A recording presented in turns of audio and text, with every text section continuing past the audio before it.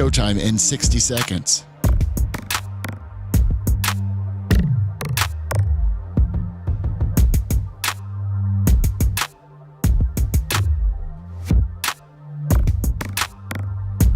"45 seconds.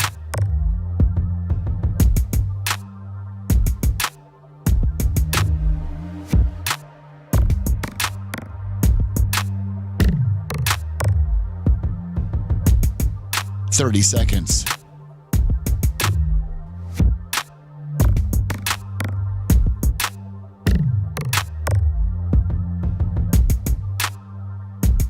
The show will start in 15 seconds, and this is your last audible warning.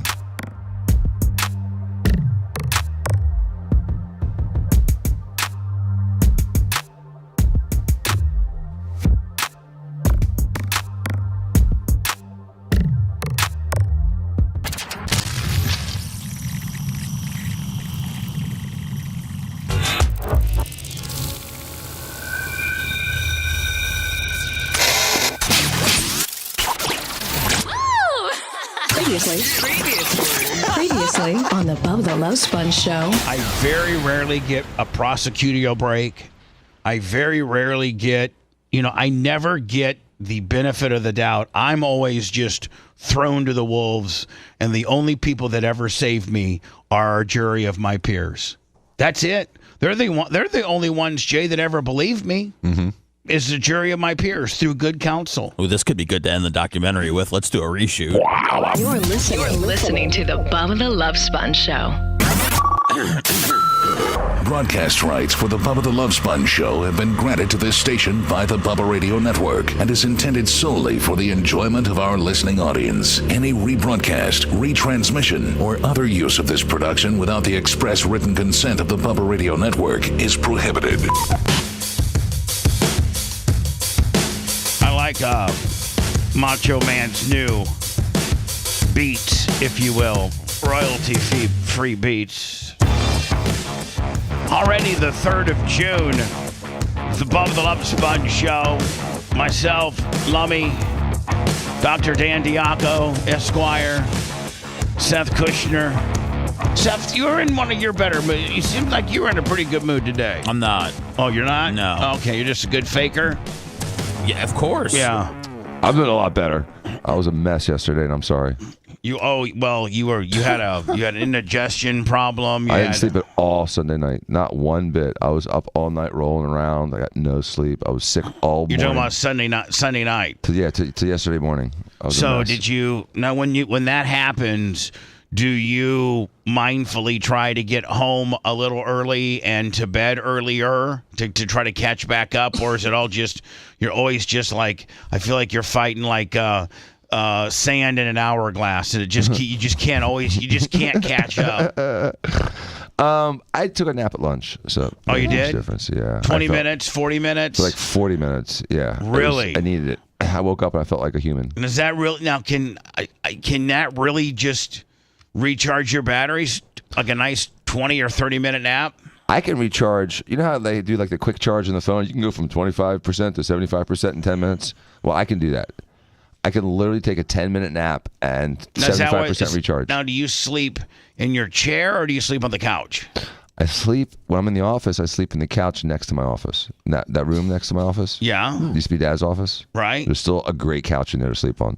Yeah, because your couch in your office is a little stiff. It is. It's a horrible couch to sleep on. It's kind of like more for looks than comfort. Yeah, and it's also the exact wrong height because I can almost stretch out, but not quite. Right. Like, it's like 3 inches too little. Yeah, it's like 5'9". You can almost lock your knees out, but you can't. I can't. So what you got to do then is put your ankles up on top of the lip, and then your ankles start hurting, right? Yeah, or your knees. Yeah, right. Yeah. It's horrible. You know exactly what I'm talking about. Macho Man. Couch naps. I know. Macho Man, how are you, my friend? I don't know if you're available. You don't like to talk a lot. You're already working on your new Macho Minute. It's done real well. I love it, by the way. People love it. A lot of people love it. Gonna do shoulders next, I think. Just a little like a 3 or 4 shoulder gimmick. There's more. We'll make it quick. We'll fit it in. Well, see, now, I'm not a bodybuilder like you are. So when you're specifically training bodybuilder style, you really like when I train shoulders with Tom Bean. We just kind of have like 3 or 4 different exercises, but when you're really dialing in your shoulders, there's like 4 or 5.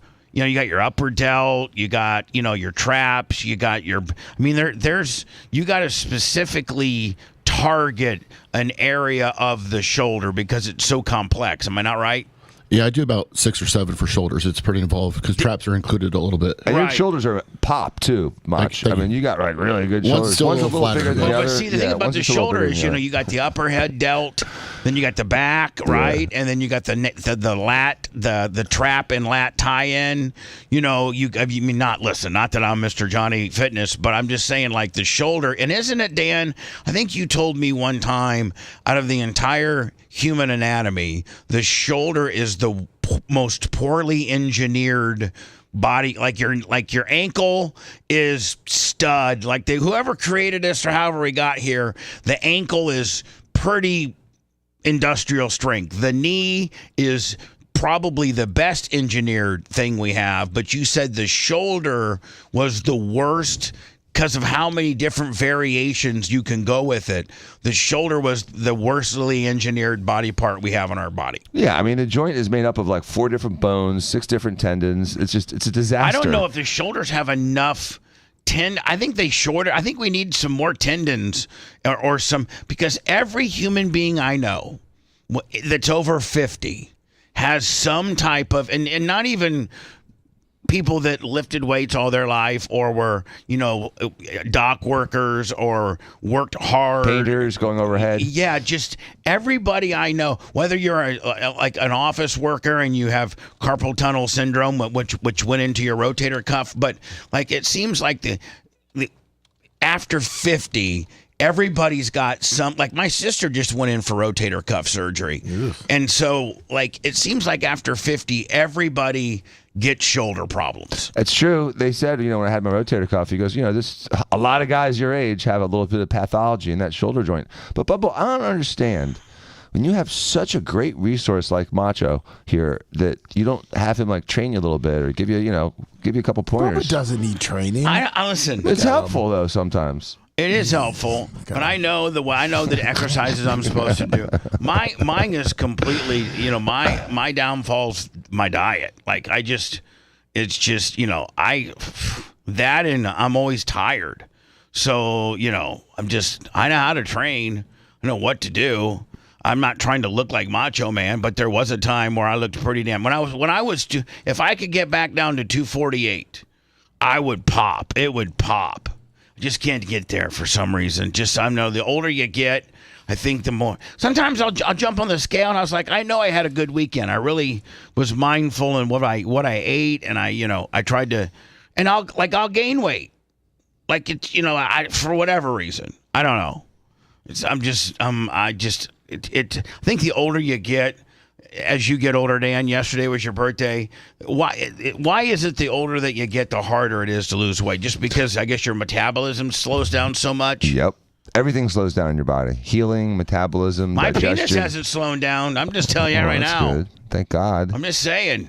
My penis is as sporty as it's ever been. Yeah, you want to be 50 with a 30-year-old penis. You don't want to be 30 with a 50-year-old penis. Yeah, but see, the thing about it is if you know what you're doing nowadays and you got the right prescriptions legal, you have a good urologist, and you have the right prescriptions. Well, Dan, including you, people can be patients of you, and you got this special compounded medicine that you've made that Davis Island Pharmacy is making for you that helps you with hair loss and erectile dysfunction. And the prostate. And prostate deal. It helps a lot. You take that pill, the combination pill, finasteride. There's no reason that any human being, clear up until like 45, 50, you can probably run stock on your penis and be okay.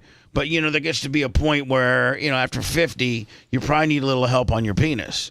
So you're getting a little soft noodle willy. Well, there's just no reason for that to happen, because you can go to your regular doctor or a guy like Dr. Dan or a urologist and say, hey, listen, I'm having erectile dysfunction. Right? We got a pill for that. We got a pill for that.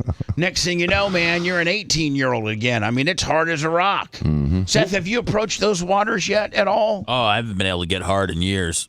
Oh, really? Yeah. Oh, really? Well, let me give you some pills for You got a that. stand-in for sex? What's that? You get like a pinch hitter for sex? Yeah, his name's Otis. Otis. Well, Dr. Dan, is there You like just had to press them buttons in the elevator, right? it wouldn't do anything for me, like if I besides my Oh, the penis. hell it you're wouldn't. wrong. Because Oh, the hell it wouldn't. 24-year-old Buccaneers would take it.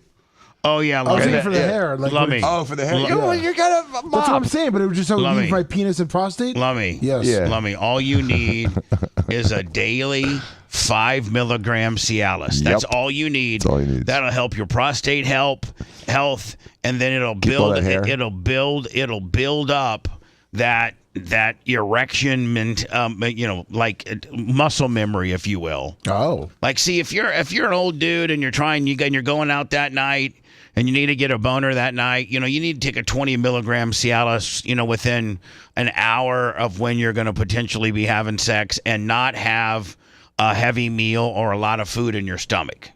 That's just the way it goes. Dan will probably... Sex with a lot of food in your stomach sucks anyway. Well, not only that, but the medicine just cannot get down in it. Just can't, the medicine just, if your medicine is fighting the seafood tower, I'm just saying, if your Cialis, your 20 milligram Cialis is also fighting Danny's seafood tower, Right. It's got a lot going on in there. Yeah. But if you got somewhat of an empty stomach, or you wait 2 hours after dinner and you throw that 20 milligram Cialis on it, Lummy, you are absolutely rock starring it. Meanwhile, or you can just do a daily 5 and you build up that muscle memory so that your penis is ready to go at all times. Upstate FTE, $50. Bubba Army tips. Anyway, we had a little bit of a situation last night. Yesterday. I was. Let me. Is that Charlie? No. Okay. Let me just clear it. Maybe it's the dude that we just ran away from Fort Myers. That was guy this has a morning, phone? right? That wasn't last night. That just happened. That happened. No, that started yesterday at 3:30. Oh. Lummy, can you do me a favor? Yes, sir. Can you take a picture Yes. of my shirt? Look at that. That's my Oh, buddy Rico. Yeah, that's my Rico. Rico. Oh, the little guy? Yeah. Rico Abreu. Look at that. Nice. My little guy. NASCAR, you're only Rico Abreu away from being relevant again. They need some Mexican drivers because all of South America Well, is just waiting for someone to cheer for. Rico's gimmick isn't Mexican. What is he? He's 4'3". Oh. He's 4'3", and he is a badass. He could go in NASCAR, Dan. He wins sprint car races against, Brad Sweet and Kyle Larson. Because he's 70 pounds lighter? Well, that does help. It does help. But I mean, send me. Rico just did a video about his girl. So anyway, Dan, Rico's dad owns a vineyard in California. Oh, nice. So he starts racing as a little kid, and there's this video that he just did, and he talks about the disease that he has to make him a little guy, and his dad had, is obviously well funded, and Rico wanted to get into racing, and he got into sprint cars. He's the littlest guy ever to run a sprint car, and usually you would think that a little guy like that, I think he's 4'4". Is he a dwarf or is he a midget? He doesn't like to be called either. He likes to be called a little guy. A little person? He likes to be called a little guy. But the difference is he proportionate or does he have like a long torso with short arms? Well, I'm gonna when Lummy finds me the. He looks pretty proportionate. Is Dan. it I on think his YouTube, Bubba? I think he's a little Because I person. sent you his YouTube channel. I'm just trying to find send me the- his YouTube channel. Okay. Dan, I'll tell you this though, he works out, and he also wrestled Really? in high school, and he works out like he's jacked, up, and I forget where he. Here, this is him. This is him, Jack. This is him going to the gym. If you want to see it, Dan. Here we go.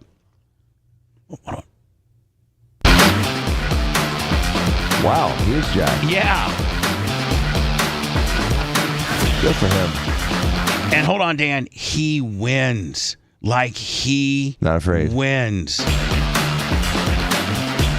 Sprint car drivers have a unique skill set where they have to have so much control, fine motor skills, in a race car, and things happening very, very rapidly around them. They have to. There's always cars passing every single lap. The pounding on the body from into the corner. I think it might have been in his Facebook deal. Okay. I think. But anyway, let's see if Rico. Here I we got go. changed into my race suit as they called for engine heat. Ricky was sorting through his notes to start the night. The first thing on the list was for us to check the timing of the engine.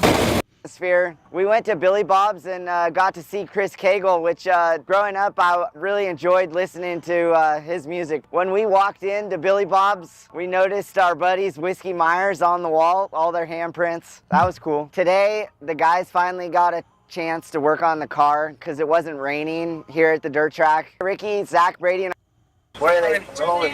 No man, somebody got to roll a double zero to beat you. You were a quick time and. So anyway, Rico, he has this condition that makes him a small little guy, and he started sprint car racing, I don't know, 10, 12 years ago, and started winning against the big guys. I mean, the champions. And so NASCAR started kind of getting him on a driver development program, and we're kind of fast tracking him. And I think he did some trucks and did real well. And then that somebody found out, if somebody in NASCAR or one of the car owners or something like that found out that his dad was a multimillionaire and owned his own vineyard and makes his own wine. That's a very reputable wine. In fact, Dan, I think it's called a Brayu wine, winery or whatever, vineyard. And it with his dad's concept of his wine, I think he makes he only makes 600 bottles a year. Oh, wow. And you have to like be a boutique type vineyard. Yeah, and you have to be, and I could be wrong, but I think it's something to do with you got to be a member of the Abreu vineyard in order to have the ability to purchase one of these 600 bottles. Yes, and there's a wait list.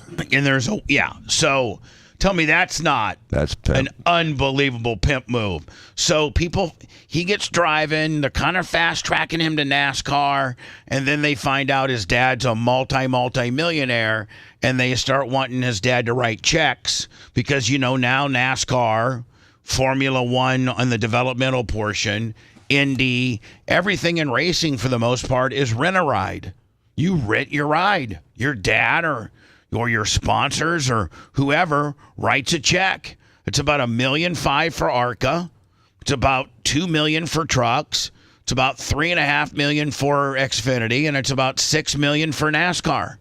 And so NASCAR, the sluts, just the pure gluttony of NASCAR, they don't say, hey, listen, you know what? Let's go back to the old school and let a driver in the club or in the space or in a seat to race a race car for free based on his ability to, 1, win, 2, serve as advertisers well, and 3, be competitive instead of, gouging him for all this upfront money. Well, Rico's dad's like, I'm not paying $2 million to put my kid in a truck when his ability in itself is good enough to get him there. I'm not going to do it. So what my question to you, Dan, would be, how much more would you potentially watch NASCAR if there was a 4'4" guy, dwarf little guy, whooping everyone's ass? Whooping everybody's ass. Yeah. And his gimmick is when he wins, he Supermans into his crew. And so, how I'd watch it. Yeah, I'll watch it too. I'd watch the hell out of it. They need some new life because, like you said, NASCAR has gotten stale and rotten. And it's just gross. I got a check yesterday from LM Clothes. Oh, nice. I don't know how many bottles we sent him, but he sent me a check for $400. So if we sent him 10 bottles, that means he sold out. So LM Clothes, give me an indication do you want more? Do you want some more Bubba Army Alpha Volume 25, or are you done? Are you done selling? Tell me what you want. Hello. You're on the air. Hello? It's Bubba. Yes, sir. Hey, this is Tom This is Tom in Atlanta. How are you? Good. How are you? Pretty good, man. I've been a long-time listener since the serious days, but I had a question. Since, you guys were talking dance on the horn. 53 years old. Just wanted to talk about, change the topic or go back to the topic about like Cialis or, erectile dysfunction and things like that. I've never used it before. My buddy gave me a four pills, 20 milligram. I just want to know if it works. I've never used it before. And what happens when I'm having sex with my wife is that I lose interest. No, jeez.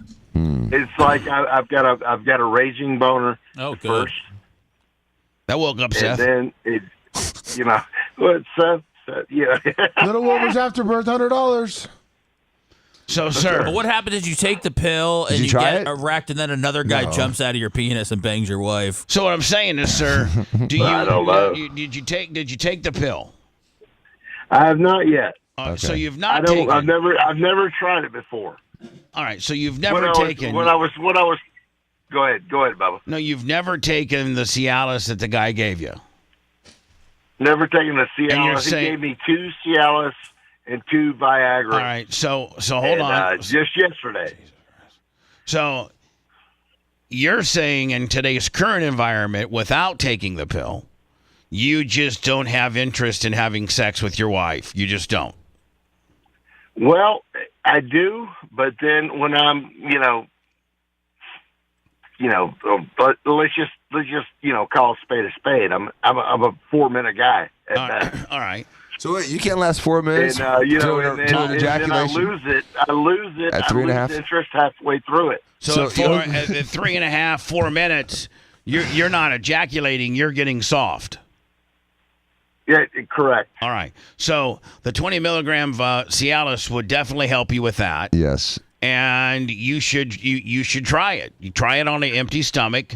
The only side effects that it ever really has is it could give you a little bit of a headache and maybe a sore back. That's the only 2 things that you could potentially It experience. can make your nose a little stuffy too sometimes. Viagra tends to be a little worse on that than Cialis, but yeah, you're right, Dan.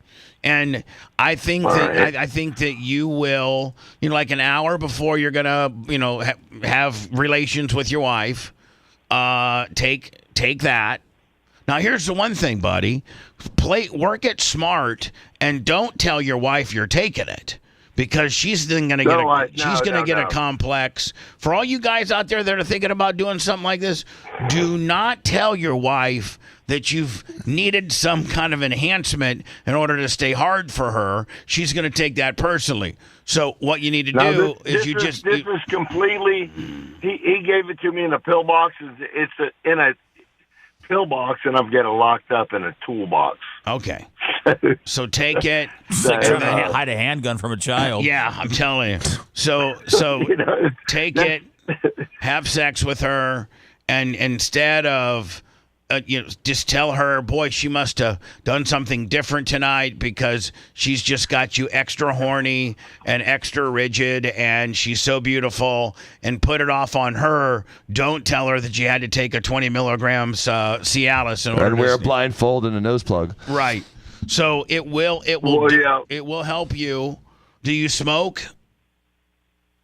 No, I do not. All right. I drink beer. That's about it. All right. Well, You heavy? Are you fat? Nah, I'm 6'3", 240. You're fine. Not that bad. You're fine. You're linebacker style. So just a little jealous. Yeah, it's gonna. Yeah, a little jealous actually of your 6'3", size. 230, I wish- 240. yeah. That's what I want to do. So I mean, you should do it. You should do it, and I think you will be very surprised on the outcome. I was just listening to you guys the other day. I listen to you guys all the time, and I don't catch you in the morning, so I can never call in. So I listened to you on the way home from work, and you guys were talking about Larry Bird, he's going to die at this age. And I'm a big guy. We didn't say Larry Bird. I said I had a conversation with Larry Bird years ago where Larry was talking about where Larry was talking about how taller NBA players don't live as long because your heart can't support that big of a body. That came from Larry. It wasn't mine. It's true. I'm confirming it. I'm not. I was just saying you guys were talking about it. That's all. Okay. All right. Listen.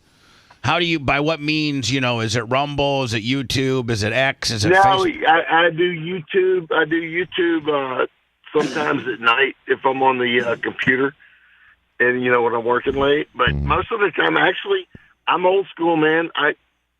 In my truck, I've got tuned in, and I just listen to you on tune in after catch up. Perfect. Hopefully, our app will be done some year, and you'll have a Bubba Army HQ app that you hit, and it'll be able to eliminate all of that. But can we talk to your wife on the air?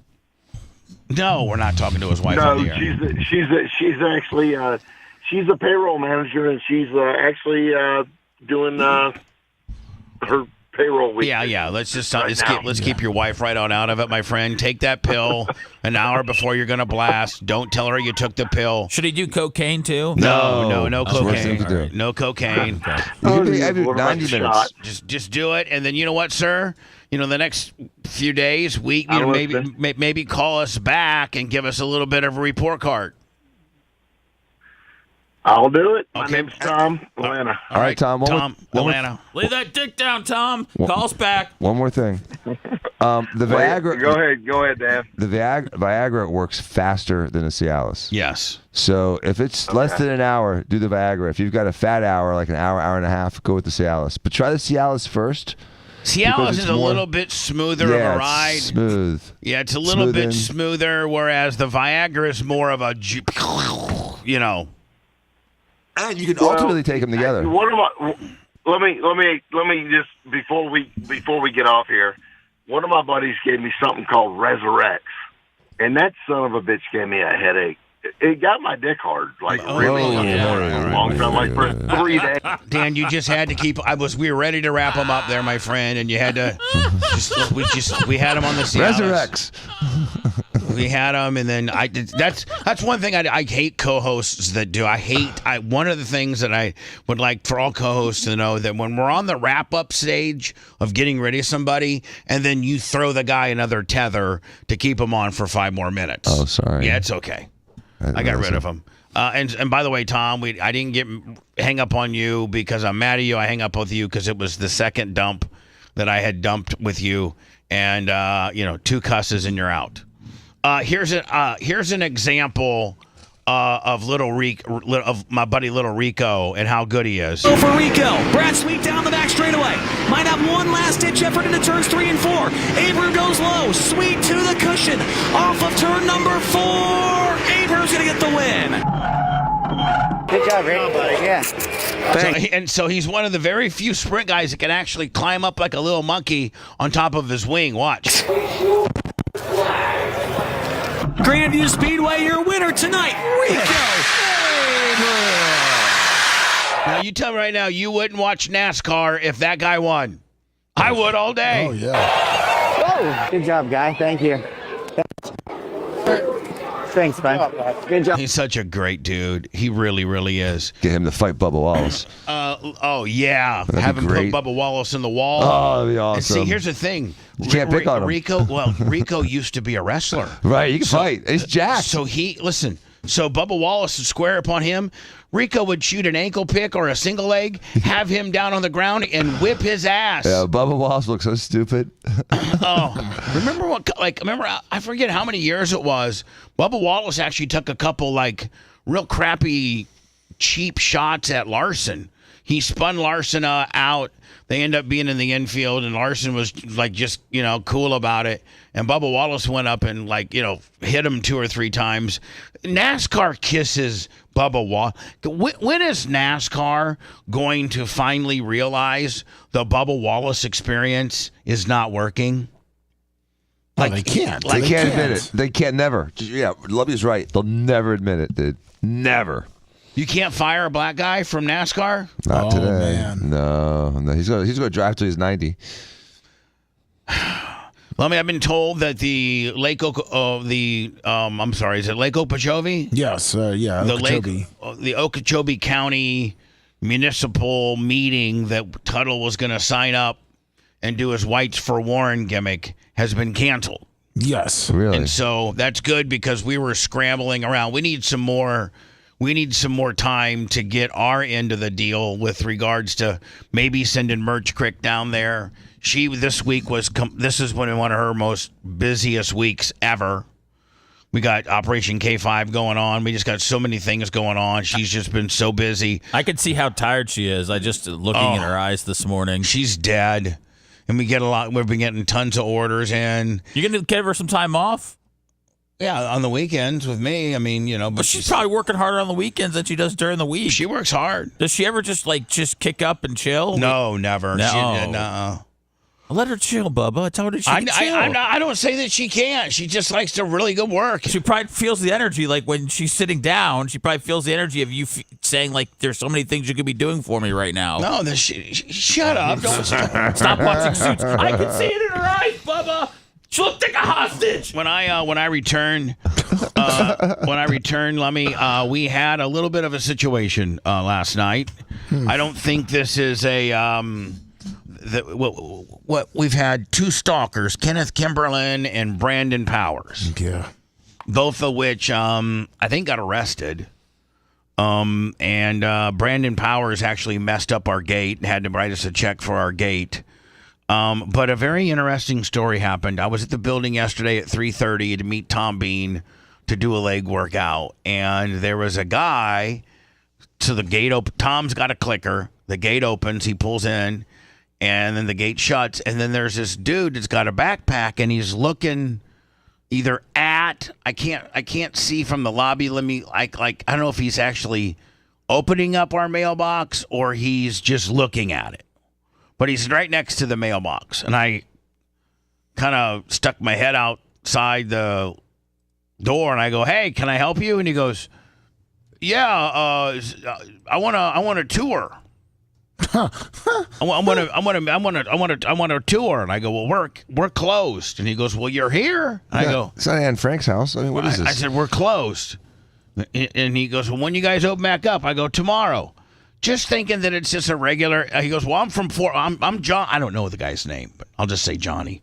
I'm Johnny from Fort Myers, and I want to meet you guys. And I go, oh well, Johnny, we're closed. See you tomorrow. That's exactly what I said. So me and Tom Bean do a workout, probably an hour workout. Tom goes to leave. The dude has like a little maybe like a sleeping bag or a backpack or something laid out in the ditch of the very front. No, in the ditch. Outside the gate? Outside the gate. So Merch Crick's coming back from her place to the apartment, and I'm here at the gym still, and I said, hey, why don't you come over here to the gym and and maybe call TPD, or I didn't want to go out there and have any interaction with them because of this, because then he knows I'm in the building and he's not going to leave. So I wanted to get in my truck. But don't you like to meet the fans? I wanted to get in my truck and act like I was, I wanted to go home so he could see that I'm gone. So when she's pulling in, I'm pulling out. And I told her to call the cops. Well, he had already gone. The guy had already gone. No, it's positive. So I thought, okay, no big deal. Pull in this morning, there he is. Sleeping. Went back and looked at the Blink cameras, and he got here last night about 9:30, 10 o'clock. And he's slept outside? And he's sleeping in the ditch. So I think that Merch Crick, I think when you guys all pulled in, weren't the cops here and everything? Yeah, there was one cop here when I pulled in. I was I at 5:15. Yeah. Yeah, I saw the guy walking away. He looked like a guy that would sleep in a ditch from Fort Myers. God. Yeah, he had that look. Oh, yeah, you could pinpoint him in a lineup. Dan, what would you do if, you went to your business and a guy's like, hey, I want to go in, and you're like, we're closed. And then he was like, he spent the night in your parking lot to see you the next morning. Dan had that. He threw firecrackers at him. Yeah, and I also had a guy that was sleeping in my parking spot, and so what I would do is on Saturday morning when I'd come in really hot and slam on the brakes and slide right up to his head. He didn't do it anymore after I did that. Yeah. Scared the living, out of him. So if you just dropped, if you just put trash into your ditch, I guess it would, I guess I put trash in our I guess ditch. you know what I do, Lummy. I do have later. I do have the city of Tampa trespassing warrant. We trespassed him. Okay, so you get this warning. Because I don't think you want a guy like that just hanging out. No, it's dangerous. Lummy, next thing you know, he jumps the fence. Next thing you know, he's back there with the goats. Right, and this big tall guy, they're having a party back there. We haven't seen him in I don't know how long. Oh, really? Yeah, he's actually Take a look. He's actually we turned him around. Really? He's a pretty good dude now. He's got an MBA. He's making $1 million a year. God bless you, Bubba. We're gonna Such get in. inspiration. We're gonna get into all this. This guy. His name is. It looks like his name is Bradley. Oh, nice. We'll just call him Bradley. Bradley spent the night in the ditch last night. I mean, are we dicks for not? Yeah, I feel like we should lift up our brother Bradley. Probably should have brought him in here and just kind of gotten a story. Washed his feet and fed him. Yeah, I mean, we have the shower. Here's the here. deal, man. You know what could potentially happen if you show up during the show? No, don't encourage this. And with a smoothie and might get shot. $50. I'll get into this next. Hold on. If you love that segment, then check out BubbaArmyHQ.com and do a deep dive on past shows. The Bubba the Love Sponge Show will be right back.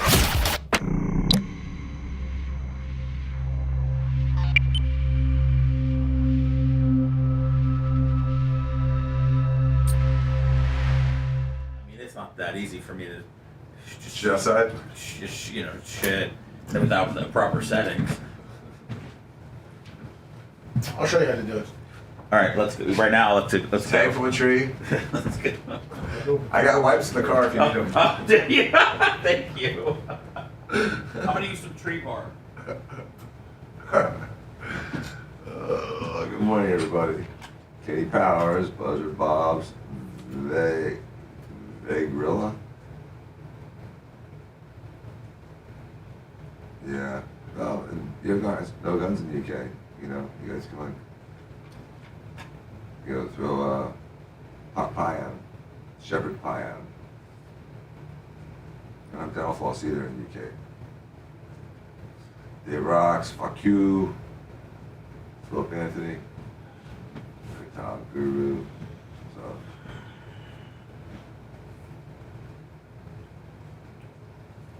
Okay, Gene.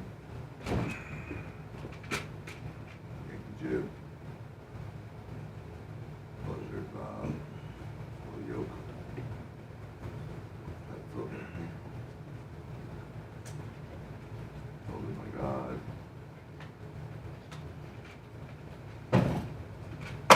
Dr. Johan Krause, PhD. Redundant.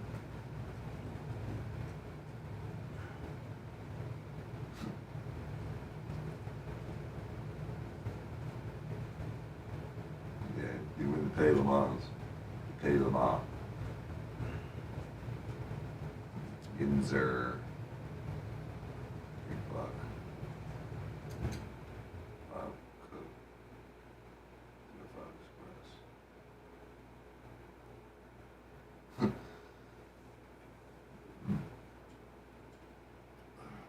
So, David Darkness. Neil Montplaisir. Rick James. Austin Graham. Ron Hutchison.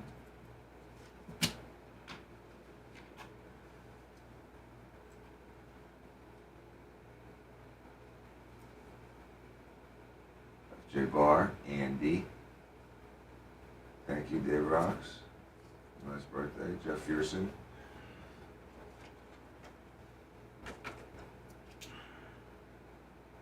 This on Magnum DUI. What's this stuff? Cyrus.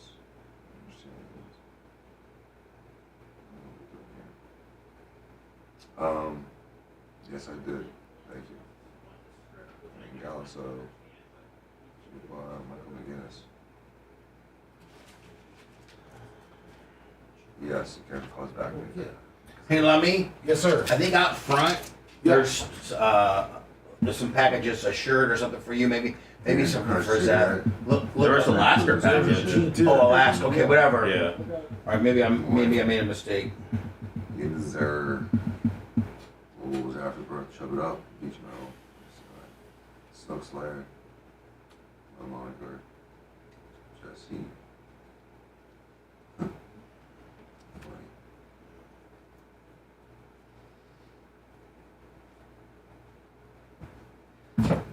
Let me went and besmirch the ditch. See what? Let me went and besmirch the ditch so no one will sleep there. Nice.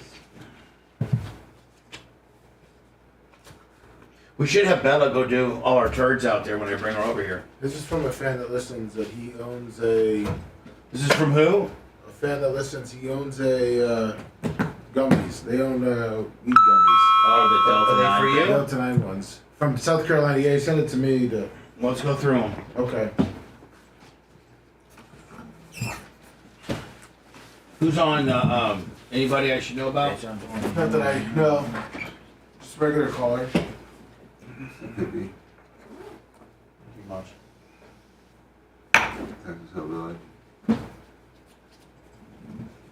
Everything starts off as a regular call, and then it segues into a question for Dan. We have Wayne. We have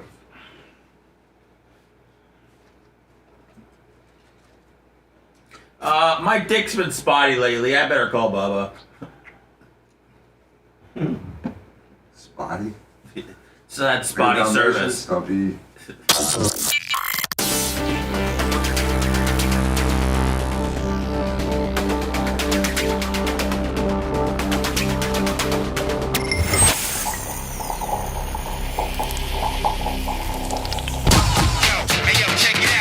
The Bubba the Love Sponge Show, Unsigned Band Thursdays. If you or you know someone in an unsigned band, get off your ass and submit a demo to show@BubbaArmyHQ.com. This could be the big break you're looking for. That's show@BubbaArmyHQ.com. A stadium full of millions of listeners could give you the break you're looking for. Now, back to the show.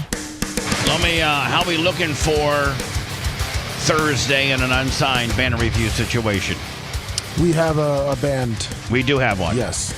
Do we have a guy that represents the band that can go on Zoom and, Yes, currently the lead singer. Take the criticism? Yes. Tentatively off the top of the head, do you have the name of the band? No, I do not. Oh, okay, great. The people have said that we're being pussies about it, but I have publicly stated that I will not be crushing anybody's dreams. Well, here's the thing.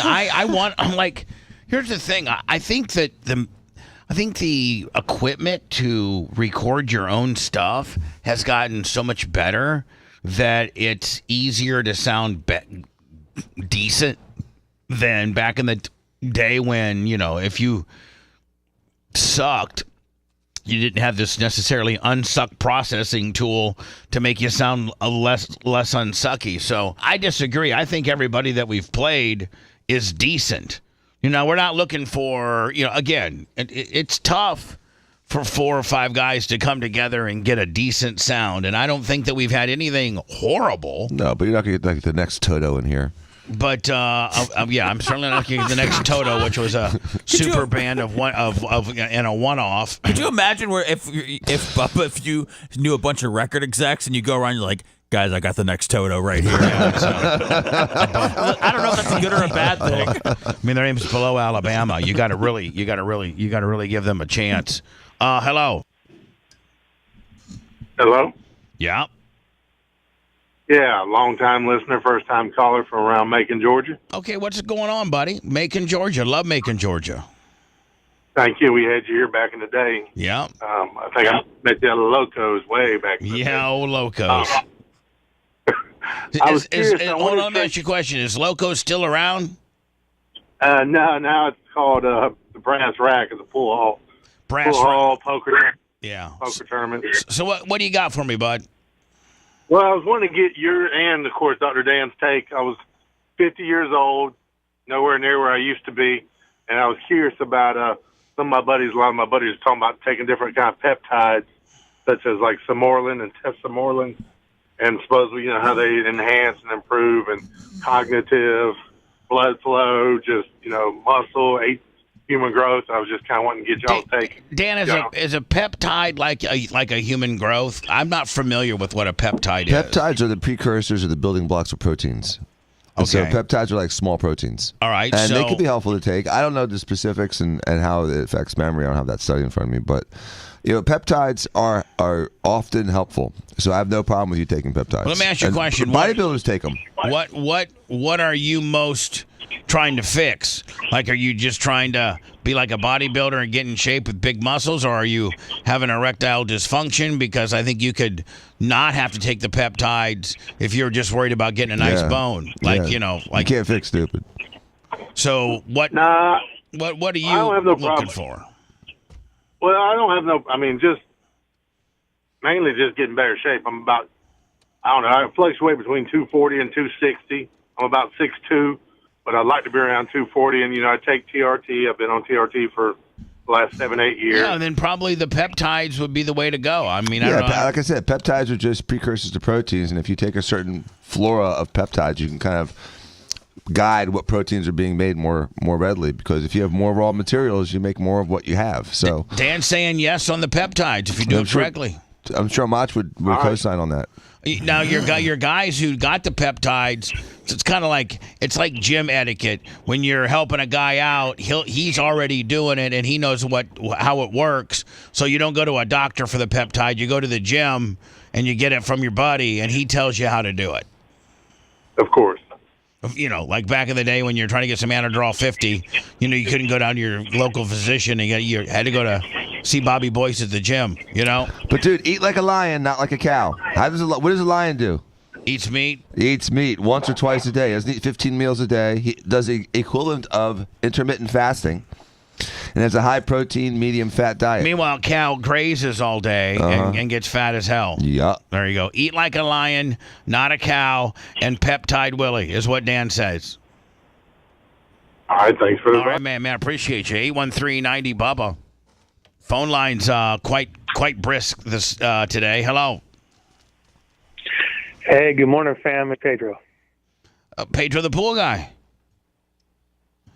How are you, Dr. Dan? Dan, did you hear that Pedro had brain surgery? I heard that yesterday. Like an 8-inch scar in his head. Yeah. Would you have a meningioma, or did you have like something worse?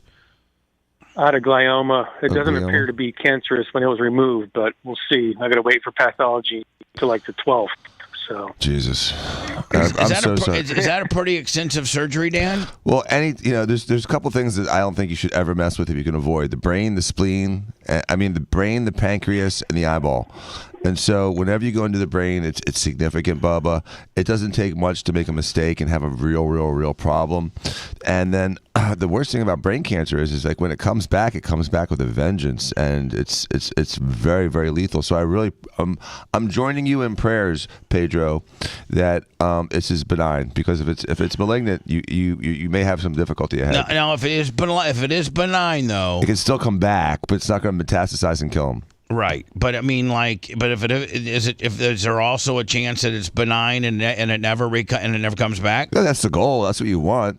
But even benign tumors in the brain or in the meninges, which is like the surrounding of the neural tissue, it's hard to get it all, and they tend to, even if they're benign, they often come back, and it's really tough. Don't they try to take a little bit more meat than they're supposed to? You could do that in the thigh, but in the brain that meat's precious. It's Right. like you don't want to take a cell more than you have to. So in your brain, you really don't have a lot of leftover, stuff. Now, even though we say we only use like 10 or 20 or 30% of it, all you do is you take one cell the wrong way and you just cut connections. Have they ever taken a brain, Dan, out of a human being and been able to dissect it and know exactly what does where? Mm-mm. No. Mm-mm. I mean, I guess you wouldn't There's have still mystery within the brain.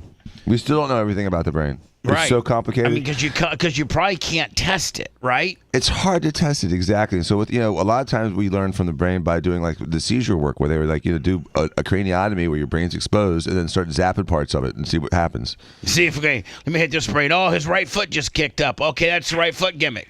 And then hit this part of the deal. Oh man, his left leg just kicked. You know what I'm saying, right? Mm-hmm. And so like sometimes when they would do lobotomies, they'd make the patient, sing a song or play an instrument until they could no longer do it.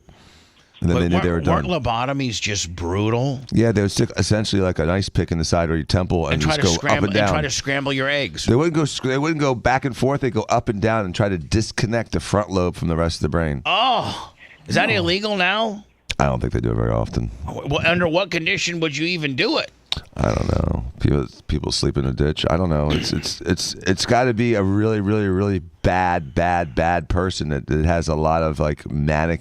But they don't do it anymore, Bubba, because there's medications now that can solve those problems. Dummy you down. They just zombie you out. They just give you Xanax and Somas. But it really, it's a tick away from being pithed. I mean, you are useless once you have a lobotomy. Absolutely useless. So Pedro, now have you noticed now that you're 5 days out? Have you noticed anything other than maybe potentially short-term memory that you can't do anymore, or limitations because of you've had a portion of your brain taken out? No, so far I've been okay. I mean, like we talked about yesterday, I was talking okay. The biggest issue that I'm having is eye pain, like swelling around my eye. I woke up at like 1:30 in the morning with this excruciating headache at my right eye, and I had to put ice on it, and it's helped, but damn, I'll tell you what, man, you get pain in the back of your eye and you get up and move your eyeball, it's like someone just punched you in the face with a baseball bat. Now, does it happen to be the same side that you had the removal?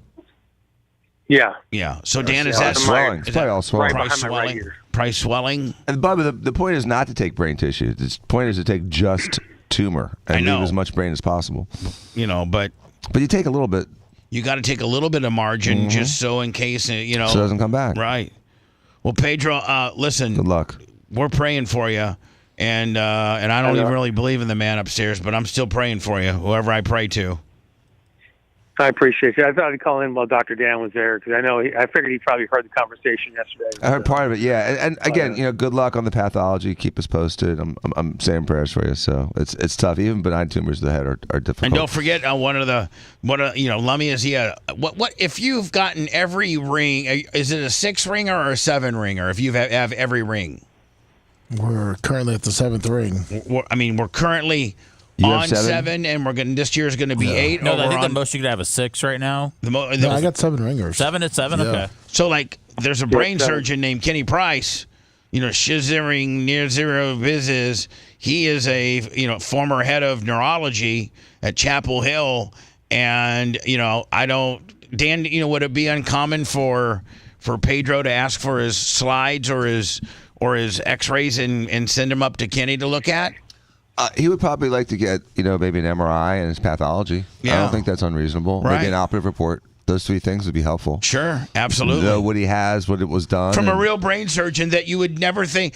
Dan, you would mortgage everything you own if the first time you met Kenny Priz when he was in his pimp suit, and I would have said, Dan, that's a doctor, that's a brain surgeon, and he's the head of neurology, and you would have said, I will wager every penny I have. Bubba, I would have believed you more if you showed me a small guy and said this guy is a professional race car driver than if you said that he was a brain surgeon. I'm just saying. And he is, and he's so good. And he's really nice, too. And he's so cool, man. Yeah, he's cool. He's always available for second opinions for any of the Bubba Army. If you ever get something diagnosed like that, man, get a hold of Kenny Price. He's the man. So anyway, Pedro. Yeah, actually, I will be. I'll be reaching out to you guys and try to get his contact information. Yeah, you know what? I'd like to have his information. Get a hold of Lummy. Lummy will get you his info because he likes participating and helping the Bubba Army, and this is really in his wheelhouse. This is his wheelhouse. Yeah. All right, buddy? So, all right, guys. We'll talk soon. You too. Lummy, my Rico Abreu T-shirt came from Kevin Page. He's from Pennsylvania. He goes to a lot of these dirt track races. A lot of my, I think my David Gravel shirt. I think my Carson, my Day shirt. I think a lot of maybe my Brady Bacon. Kevin Page goes to these 410 sprint car races, High Limit, All Stars. And World Outlaws, the Kings Royal, Eldora, and he buys these shirts for me. So almost all my sprint car shirts are courtesy of Kevin Page. I think Kevin Page sent you a shirt too. Did he not? Who, me? I thought Kevin. Am I the only one that got a? Yeah, there's one out there for Gene. Oh, they're okay. Yeah, okay. Yes. Then that's it. And then I forget who gave this to me. I need to look it back up. Maybe the person can let me know, but Seth will be able to let me know. It's a Pacers shirt, and it was signed by Seth. I'm going to hand it over to you for you to tell me who you think the signatures are. I think one's number 15 and one's number 7. Is currently or you got to turn back in the day? Turn it around. No, I think these are current players. Not Reggie Miller. I mean, I have no idea. Bubba. Whose number? Does one number look like 15 and one look like 7? Yeah, one looks like it's 8. 8? Who would? Who's 8 and 15 on the Pacers? I'm looking it up. Hello. Hello. Yeah. Thank you. Well, hey, man, I got a question I wanted to ask Dr. Dan. All right, go ahead. Legal question. Yeah. I got a corner lot. I live on a corner lot. It's fenced in. I got a public easement before the fence, of course. My neighbor keeps parking on my public easement. And I've asked him not to, whatever, try to do the neighborly thing. He keeps on parking there. My question is, if me and my son were out in the yard throwing the baseball around and one was to get away from me, go through a windshield or something, would I be liable for that? He's already got a high spot set up as to how he's going to hit this car and maybe potentially be okay because the guy's in his area. Dan, that's a question for you. Yeah. If you damage his car, you've damaged his car. Even if he's on your property. Yeah. So what you should do if you don't want him parking there is put rocks or some other stuff that you can't park there. Now, Dan, that's what we did. Hold on, Dan. Could he post a towaway zone? It's not his. It's an easement. He says it's his part of the easement. It's an easement. It's public. Like we're friends, you know what I'm saying? Like we're friends. Put stuff there. We're neighbors. Get some rocks and put some rocks there so he can't park there. That's all. That's what we did. You know, with Bubba, you know how Steve's house and my house are across the street from each other. Right. That section between the street and the fence. You'd have people park there like just to sightsee. For like the air show, they'd park there. Right. They'd park there just to take a picture. So you just got some real giant rocks. Decorative boulders. Yep. Decorative boulders. Decorative boulders. Good description, Bubba. Decorative boulders. And you can't park there. I mean, you literally got to hire Aaron from like every average Joe Landscaping.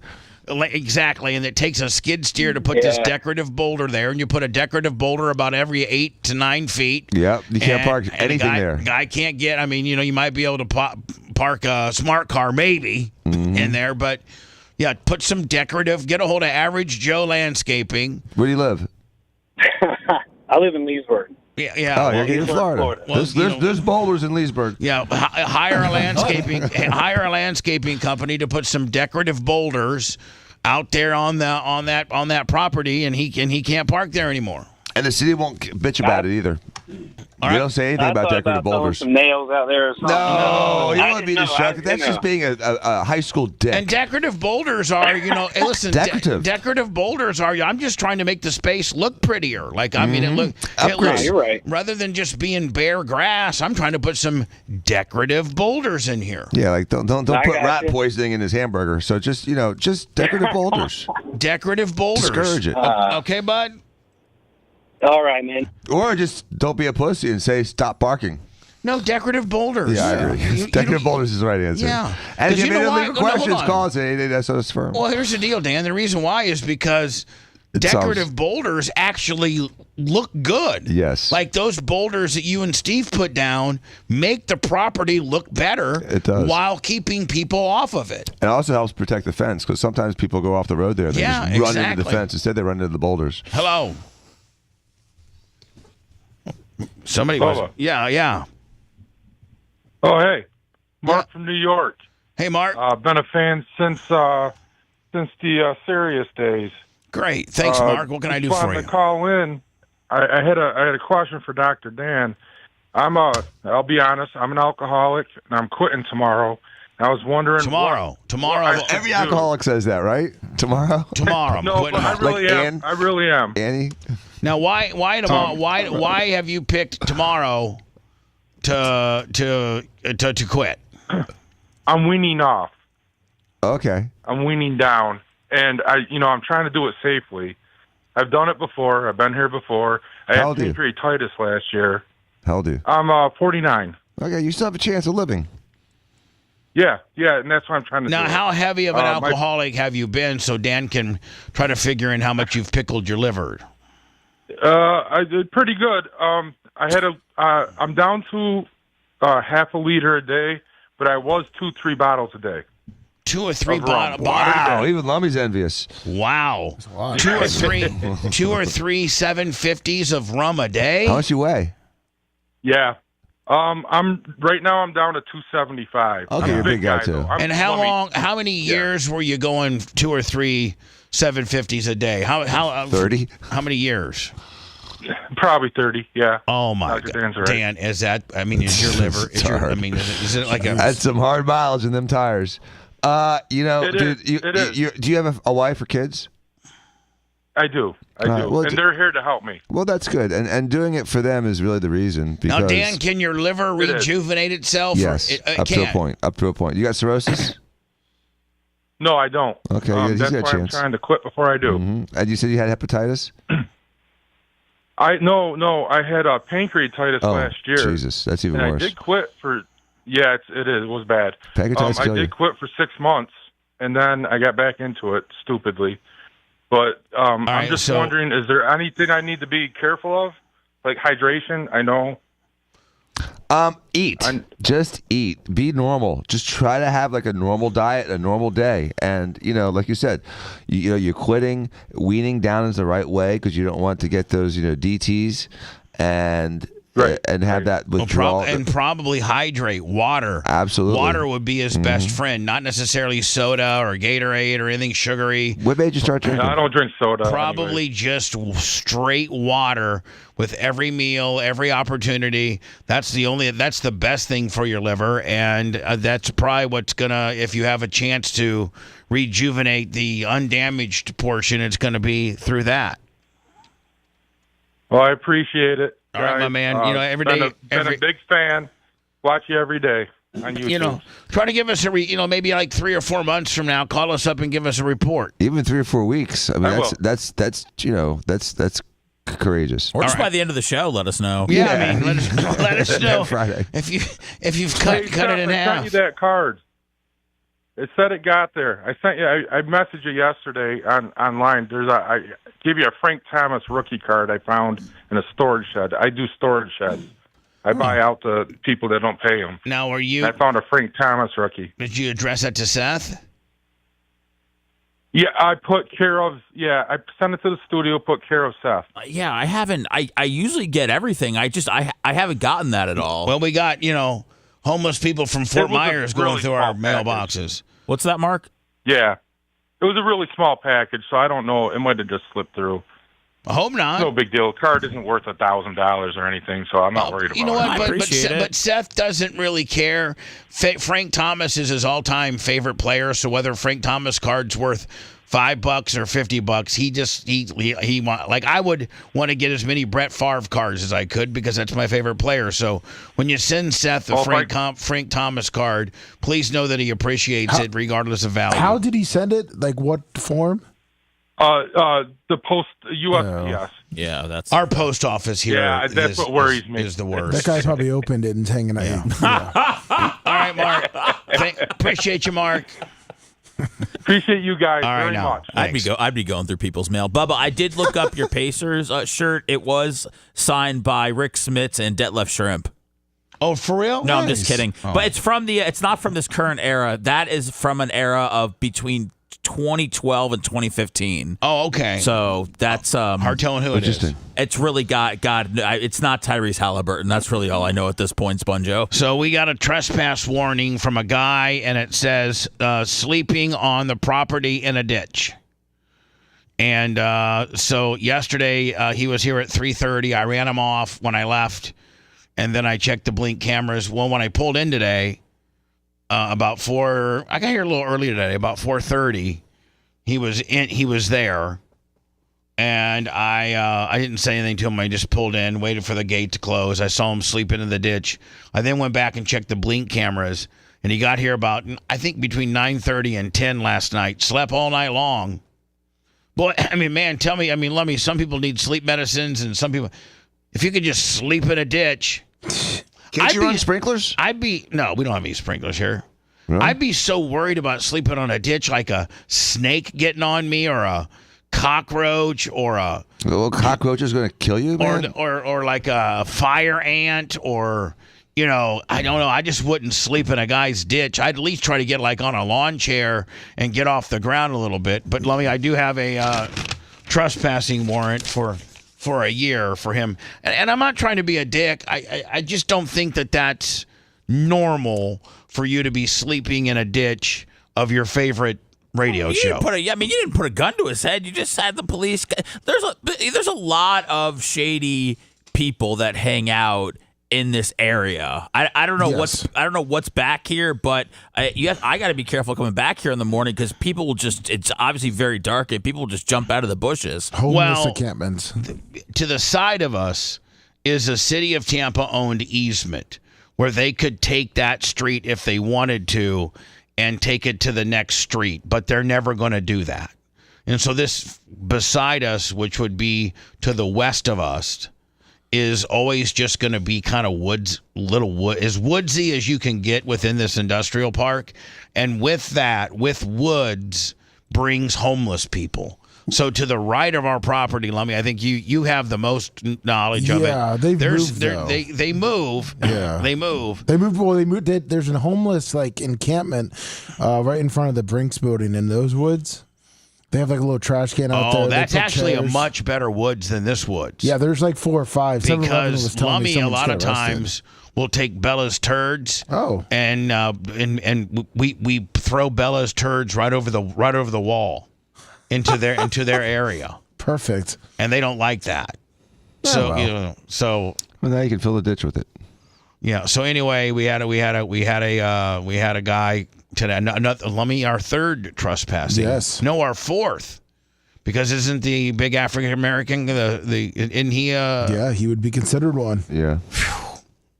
Lummy, I got to take this time to go to work, so I'm not too late. But I have to thank my buddy Kevin from Sunbelt. He got me out of a jam yesterday. I'm not going to get into it. Nice. But Kevin from Sunbelt, of course, Sunbelt Rental, the official rental provider of the Bubba the Love Sponge show.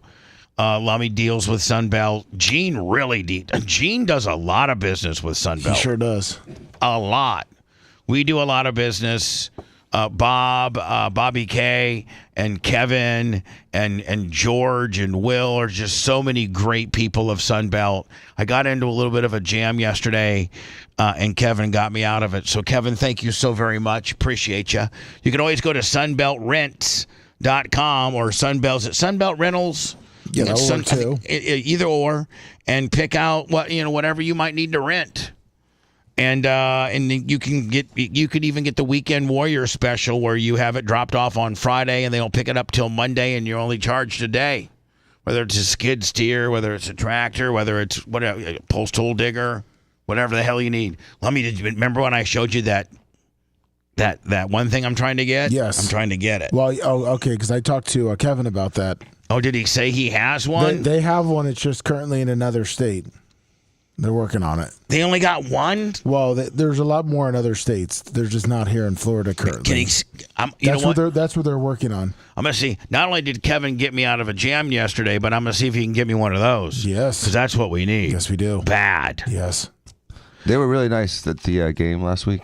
Oh, yeah, that's right. Dr. Dan went to the Sunbelt game. Oh, you did? In the little Sunbelt area? Yeah, it was awesome. They got a neat little area, Danny. don't they? Yeah, they took little Danny, and we had a great time. It was a fun game. They won. It was awesome. Thank you, Bobby K. Thank of course, all the Sunbelt guys always show up for BARP, and we always take care of them as well. So Steps Towing, I was going to do a promo for Steps Towing today, and I go on Steps Towing, and it says, go to our new app.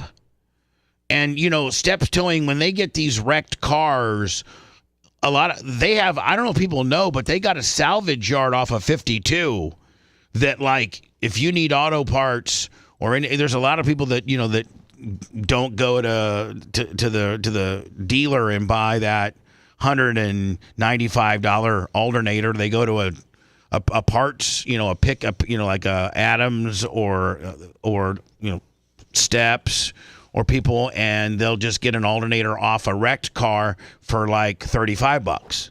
Well, Steps has this really elaborate app that can tell you your part and the whole 9 yards, but I can't get it working. No. We've tried and tried and tried. How cool would it be if Steps if Steps app worked, it would almost be as cool as if our app worked.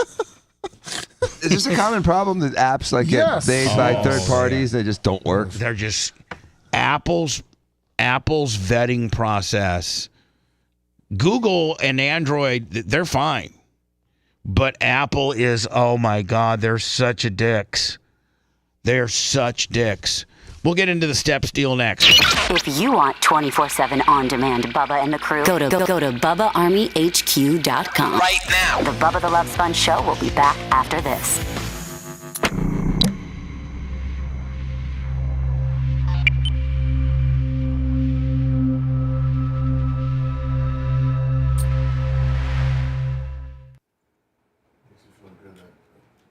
Good sized company like Steps can't even figure out. Right, it's amazing. You get a bunch of Colombians that make this little app for you, and all of a sudden. Well, it works, and then Apple's like, no. Oh, is that what it is? It's not that it doesn't work, it's just that Apple stops it.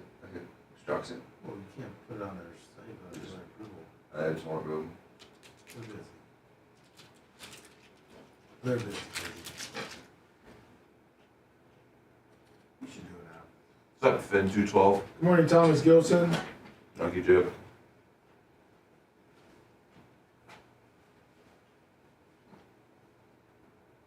What's up, Cable Dog? Sand Hill, 30 months.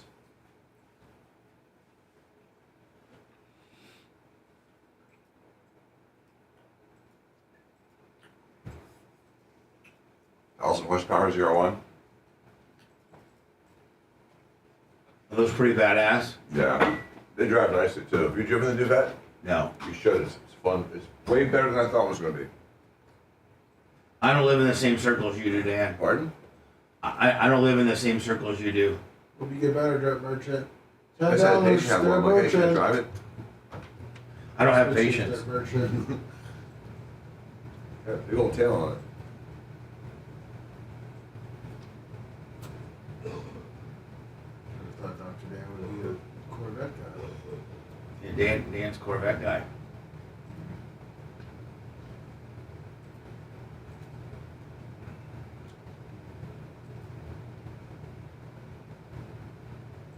What's up, retarded?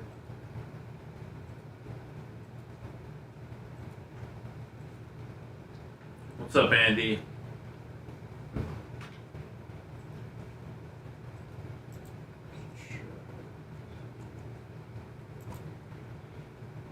Dirt Merchant, Lummy. $10. Wish him well. He's sick. He's in the hospital. Get better, Dirt. Dude, how about Mount Etna? He loves Dirt Talk. It's blowed.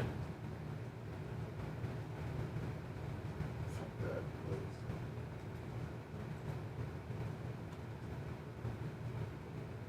What's up? Good morning, Big Red.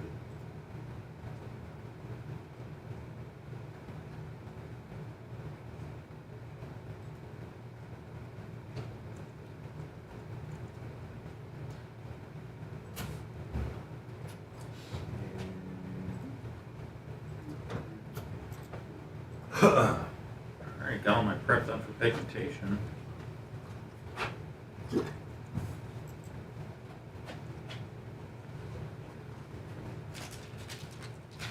Let me give you that air check for Kevin. Yep, no problem. We were only on the front big box for an hour today. That's it. Yes, I've been Tuesdays and Thursdays. They put that Trent fucking loose. Yeah, Mr. Mustache. Fuck. Wow. Mr. Mustache.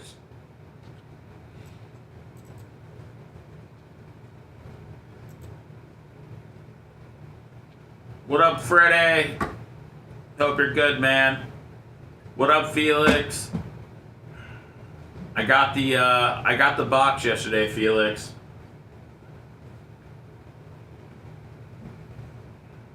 Phoebe awoken. I was awakened by Phoebe with a box that was at the front door. I put it on my desk and I said, I will open this today. What up, Mitch? Oh, I will open this today.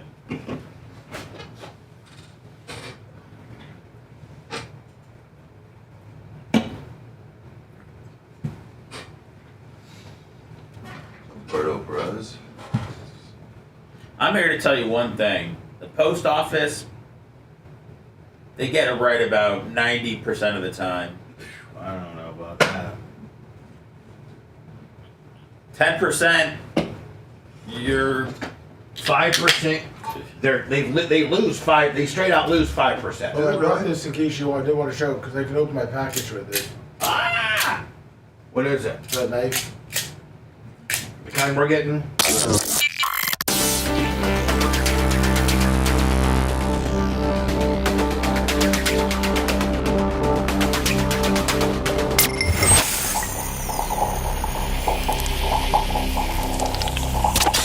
Broadcasting live from the Aquabeto studios. Aquabeto.com/Bubba.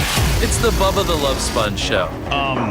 Watch, Lummy. This will. By the way, do we supposedly have Joe Exotica today? Supposedly, as of last night, confirmed. As of last night, confirmed. Or something, you know. God forbid.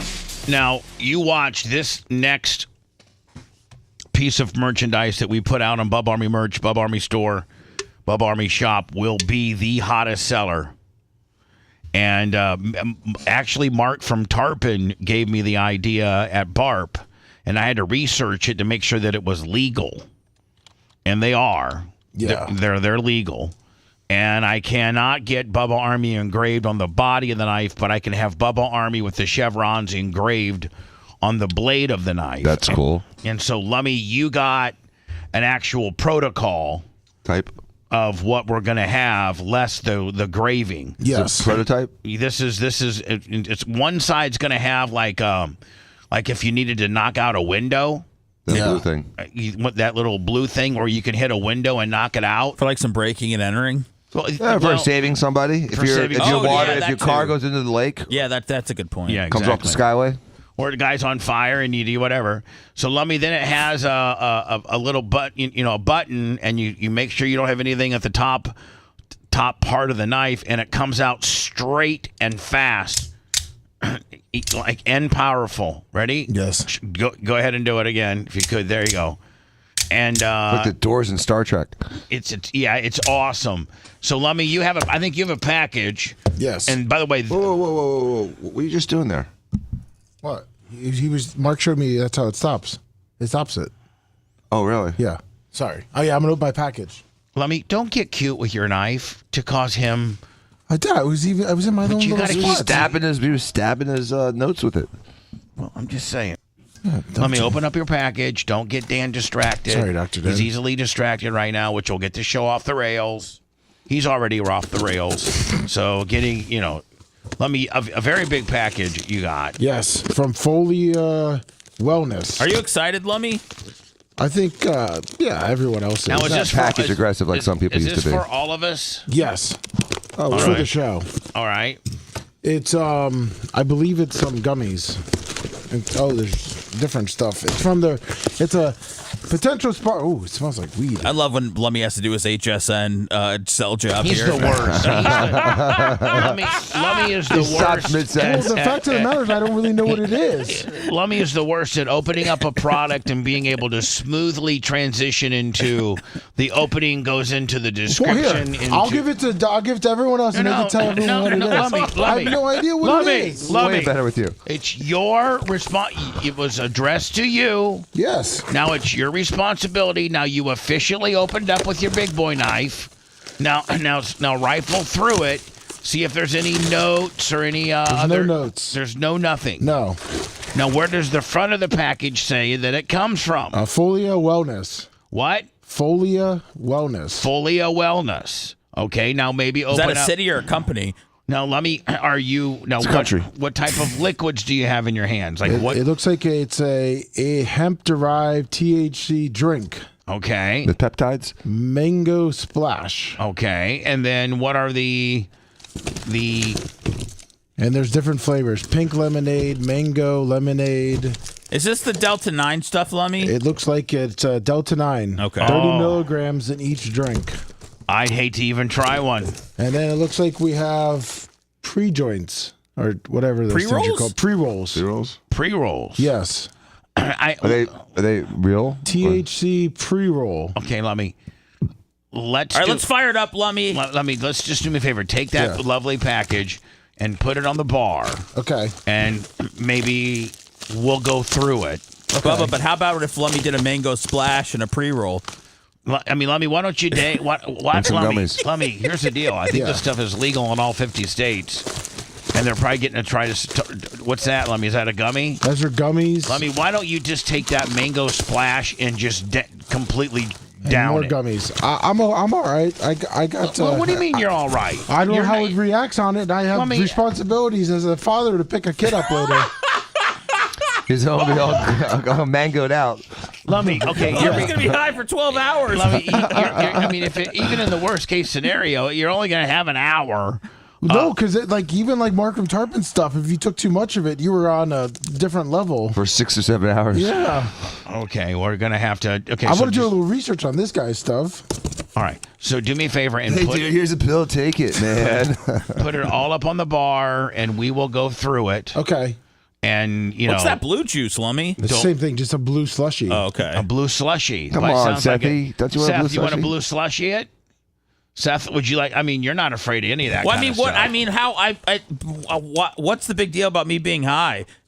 Well, nothing. What I'm saying is, why not get higher? Okay. I mean, why not?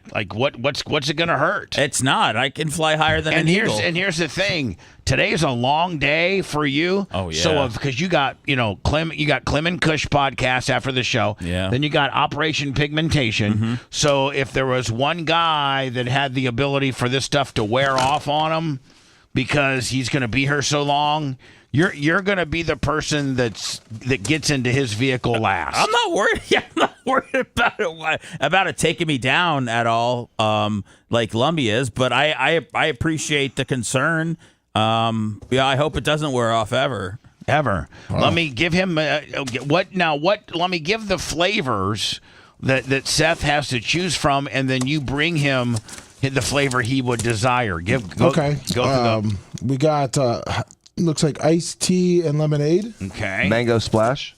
Pink lemonade. Okay. Lemonade. Okay. They got tiger's blood. Nice. Charlie Sheen. Mm-hmm. With HIV, but not AIDS. Mango splash. Yeah, that looks like every other flavor. The same flavors. Pink. It says 30 lemonade. milligrams of Delta 9. What does that mean to you?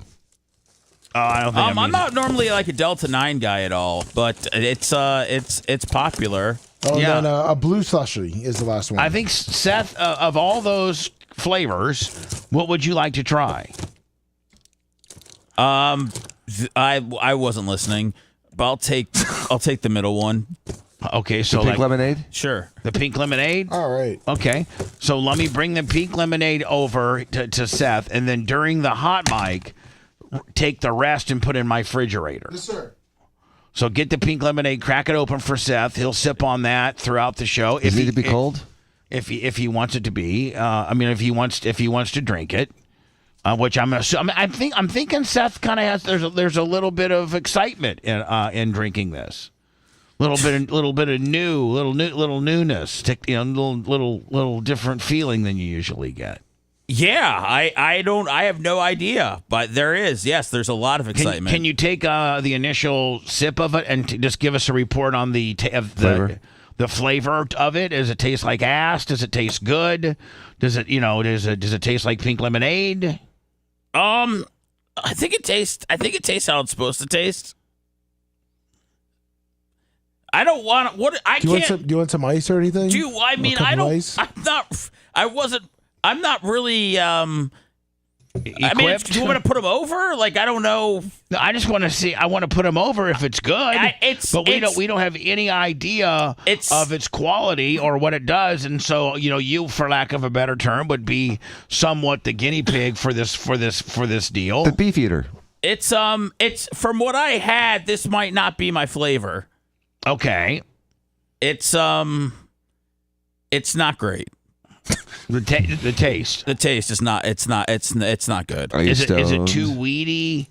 Is it too synthetic-y? Is it too? Again, they're not a client. I think they're just pink lemonade-y.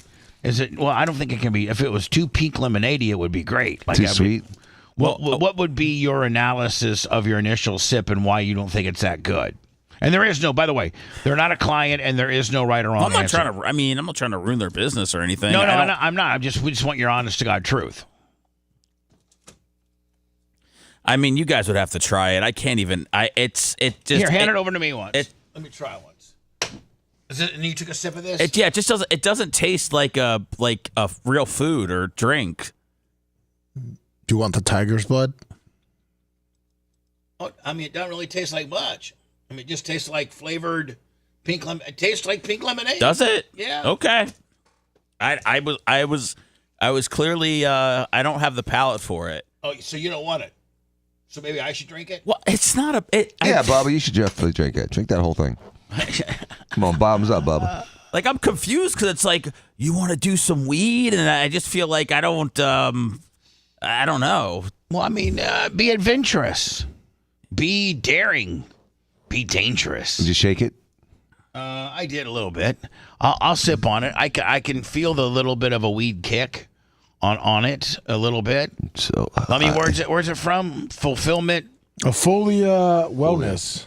Spell it. FOLIA Wellness. WELLNESS. And here's the thing: when you're gonna send us something potentially that could be, how you say it? Hallucinogen. Perfect, dude. Yeah. Perfect. Exactly. When you're going to send something that might F us up, can you at least include a note saying, hey, this is a Delta 8 or a Delta 9 product. We're a new company out of wherever. Folia, pink lemonade, 30 milligram of Delta 9. I guess I could just read the label on the deal. We're a new company. We're based out of such and such. We're sending you guys all samples of our new stuff. One of which is a pink lemonade, and we got a blue this and a smoothie that. And then it looks like they have a bunch of what looks like to be edible gummies. Yes, they have that.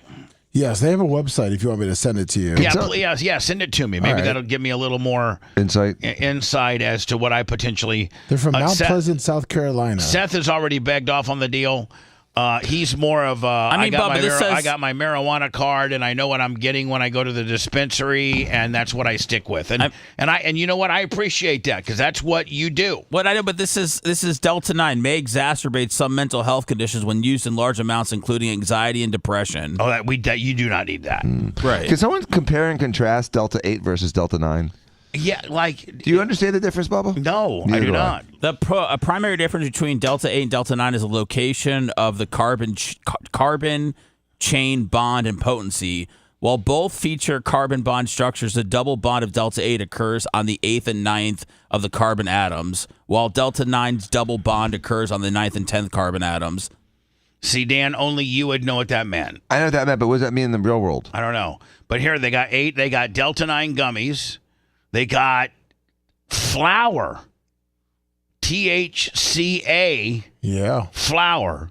What does that mean? It's like the flour. Like, that looks just like weed, does it not? It sure does. Look at that. So are they taking out? They take out that little molecule. Are they growing this weed without the actual THC molecule? And they grow it, and they replace. And I'm just speculating because I don't know, but they replace the THC molecule with a Delta 9 or Delta 8 molecule. I don't know. No, they take out one molecule and when it lights up, it triggers the THC. We got this, the 30 milligram Delta 9 drinks, which we have all of those. The triple threat gummies. The now we're getting into Delta 8s, the 30 milligram Delta 8 gummies. These look like a party, Lummy. The 100 milligram gummy rings. Dope on a rope. The dope on a rope. The THC cherry bombs.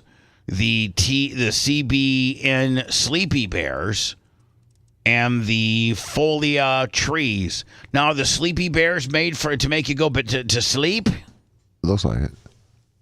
It says our CBN sleepy bears are formulated to encourage relaxation and improve sleep quality. Each gummy contains a blend of 40 milligrams of full spectrum CBD and 15 milligrams of CBN, a non-intoxifying cannabinoid known for its potential sedative properties.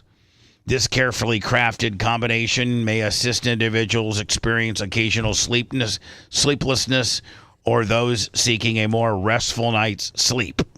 That's for me, for sure. Did they send any of those, Lummy? Did they send any of the gummies. of this? No sleepy bears. No sleep. See, I wanted the sleepy bears. I want Seth to take one of these right here. 100 mg gummy.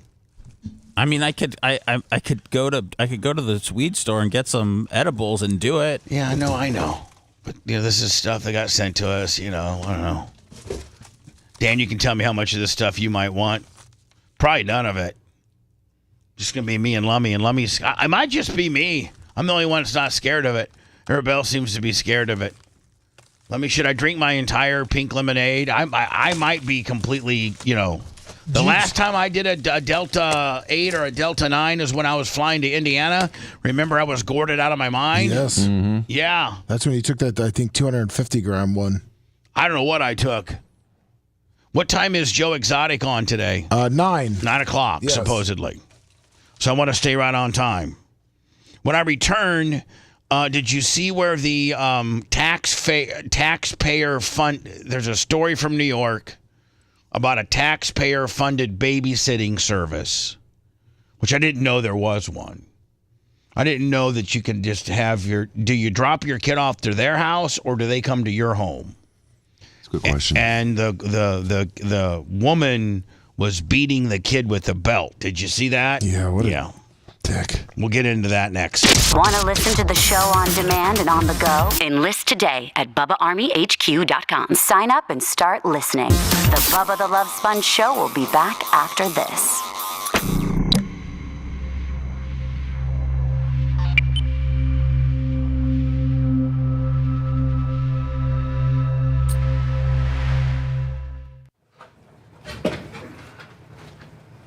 Oh. Let me just put all that stuff right up here. All right. I was just looking. There's rainbow ropes too. Put it all right up here. Okay.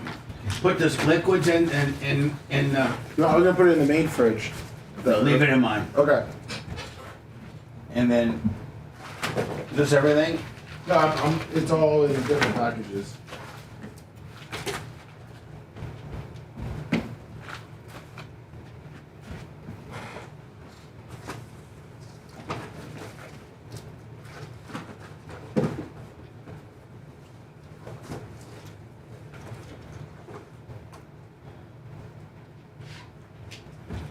idiot. That's it.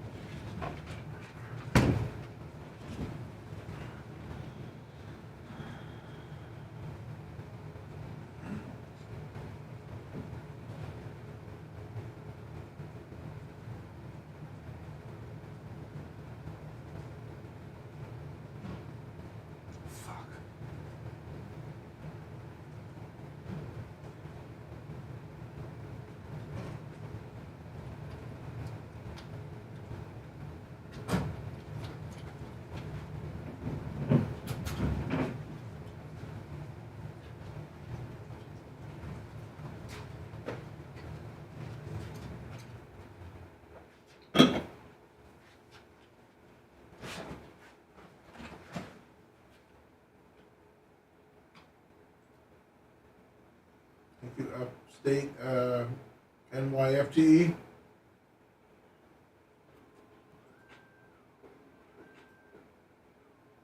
Can you hear me now? This is a really interesting story. A new study that this is Morning, really Mitch. interesting.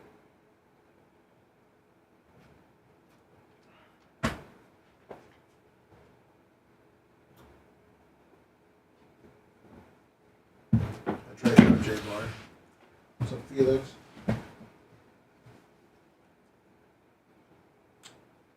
Now we're back on the main. Oh, well, it's climbing fast. I don't want to say it on the air. I'll tell you after the show. What's that? I'll tell you something after the show about it. Is it a K5? Yeah. I don't want to hurt anyone's feelings.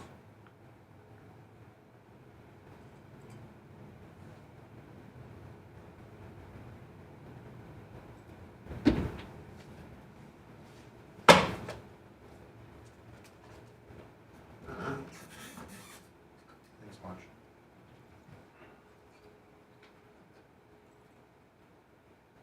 Give us we hit the 1,000 thumbs up like with the last 5 minutes yesterday. Let me in the YouTube.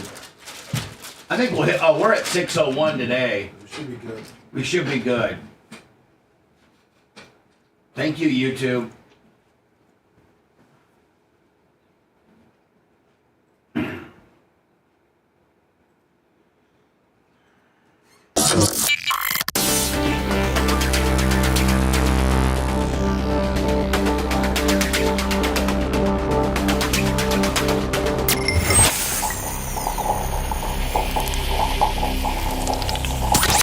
Broadcasting live from the Aquabito studios, aquabito.com/Bubba. It's the Bubba the Love Sponge Show. Clem Kush today.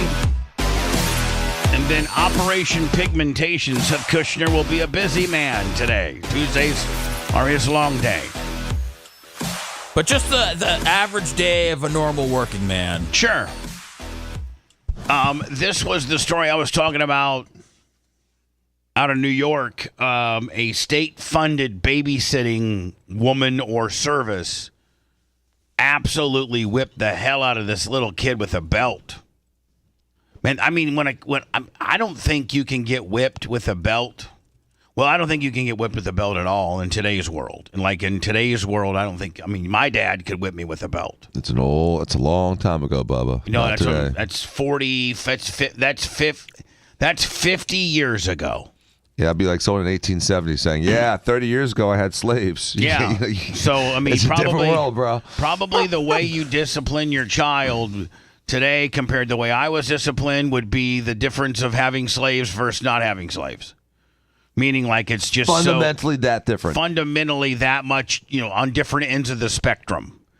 My dad literally would, get his belt and lay, three. At least he liked threes. Doug he liked to lay it down in threes. Was it because of wrestling? I don't know what it was, but he'd lay down three. He'd lay down three, man, and you would have. And he would have to he'd have to smash your body against the bed because your first reaction is to put your hands back there. So he'd have to smash your body and your hands, onto its chest kind of deal, and then give you 3 whippings. Bam, bam, bam, bam. I don't know in today's world that you can use a belt regardless of what age your child is. That you can only smack if you're going to have would that be considered corporal punishment? Yep. If you're going to corporal punish your children, which there's a big movement and belief now that that's not the way you're supposed to do it. It's and this comes from a guy named Dr. Joseph Satterley and Dr. Krongold, both child psychiatrists, psychologists. And when I was, going for a custody battle with Tyler, I had to meet with both of these guys. And the rule is using your hand on their butt until your hand stings. If your hand stings, their ass is stinging and you need to stop. Only on their butt and only until your hand stings. And not excessive. Not like 50. Like this lady was doing 60. Yeah, I know. Like using your hand. Like, if you were to light walk her up, you'd be like using your hand and giving them like 1-2 pops on the ass. Yeah. Like, and just the whole experience in itself usually scares the kid. Because you're at a upset level, so your kid can tell you're at an upset level, and I think the whole body of work is just upsetting to the kid, knowing that they've pissed you off so bad that they may get a whack in the ass. But I don't think a whack, 1 or 2 whacks in the ass with your hand really hurts a kid. Dan, you're a doctor. I don't think it's probably not that catastrophic. Right. But there's some people that very much do not believe in it, and I have no problem with that. I'm not a big fan of spanking, but I do like to lock my kid in the car in the summer for a couple of hours when she's misbehaving. Yeah, I feel like that's better. Preferably in 90+ weather. I feel like that's better than putting your hands on them. Right. Melt her to the ground. I'm sure there's got to be people that would get behind that. Yeah. Sammy might just want an ass whipping instead of the heat stroke. You might want to ask her. I can't hit her. I don't have it in me. Disturbing surveillance video has surfaced from New York City showing a taxpayer-funded babysitter brutally beating 3 young... I will tell you, this reporter is beautiful. Why? Yeah, but what's with the accent? Where's she reporting from? Dan, I don't know. I saw the article. I went to try to find video of it, and here it is. But she is gorgeous. Is she not? Yeah, she's very pretty. She's all face. Do you think this woman might be AI? Yeah. From New York City, showing a taxpayer-funded babysitter brutally beating 3 young children with a belt. The footage, obtained by the New York Post, has left a family horrified and demanding answers from city officials. Here's what we know about this shocking case. The video, recorded on May 6, captures a babysitter named Lakeisha Jackson repeatedly striking 3 children, ages 2, 4, and 6, with a belt. The children... Maybe the 6-year-old, you could whip, put a couple whips in the ass with a hand, but I don't think 2 and 4. No. 6. Hell, when Walker's 6, he'll be 6'2". Yeah, exactly. He'll kick my ass. I'd Yeah. be so effing pissed. If this was I would, you know, I mean, you can't obviously, but I would just want to take this woman and beat her 60 times with a belt. She said she would be happy when she was doing it. Had only in underwear, She's are seen psychotic. trying to shield themselves as Jackson restrains their arms and the delivers costumes. blow after blow. In one chilling moment, she asks, "Guess what's about to happen?" as she pulls a thick brown belt from her bag. The footage shows her hitting the two older boys a total of 58 times, Jesus. allegedly because they didn't clean their room.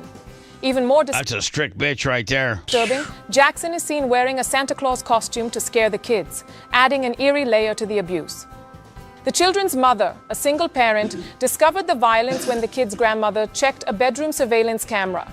The family was devastated to learn this wasn't a one-time incident. Man, I'm telling you, man, if you have somebody come I'm sorry, into- you got to watch footage to know your kid's getting beat? No, but here, like I'm saying, like, if you're having somebody come into your home and watch your child, I got to think that footage, you blink and surveillance footage wouldn't be a bad investment. And not necessarily they know where it's located. Because Wouldn't you say at that point you don't trust them? Well, I don't know that you trust anybody outside of family. Yeah, well, I mean, you know, at the end of the day, the most trustworthy person that you thought, our most precious commodity is certainly worth a $99 hidden blink camera. Yeah. And then listen, man, when people don't know they're being recorded, they trust me, I know. They do crazy stuff. According to the grandfather, Rudy Enamorado, who drove 2 hours from Pennsylvania after seeing the footage, Jackson Probably to whip some ass. Grandpa drove 2 hours from Pennsylvania, probably to come whip some ass. was beating the children every other day. The family alleges she also used clothes hangers, threw the youngest child, and subjected the kids to emotional and verbal abuse. She should be in jail. Jackson was Well, I think she might be headed that way. part of a city-funded program meant to provide trusted childcare, making this betrayal even more shocking. The family is now... Now, Dan, could you... Oh, man, did they say city-funded program? Yeah, That what I was going to say, Dan, is would they have city immunity or municipality immunity? They probably would to some point. You know, you as a family couldn't potentially get past a number. There's probably a number, a cap. Right. Making this betrayal even more... Those caps are usually 200, 250. Yeah, they're about 250. more shocking. The family is now demanding accountability, questioning how someone with this behavior was hired and why the abuse went unnoticed for so long. 56 times. I'd beat her with a belt 56 times, 58 times. I would be so outraged, Bubba. Calling I'd for- be in so much trouble because I would overreact to this.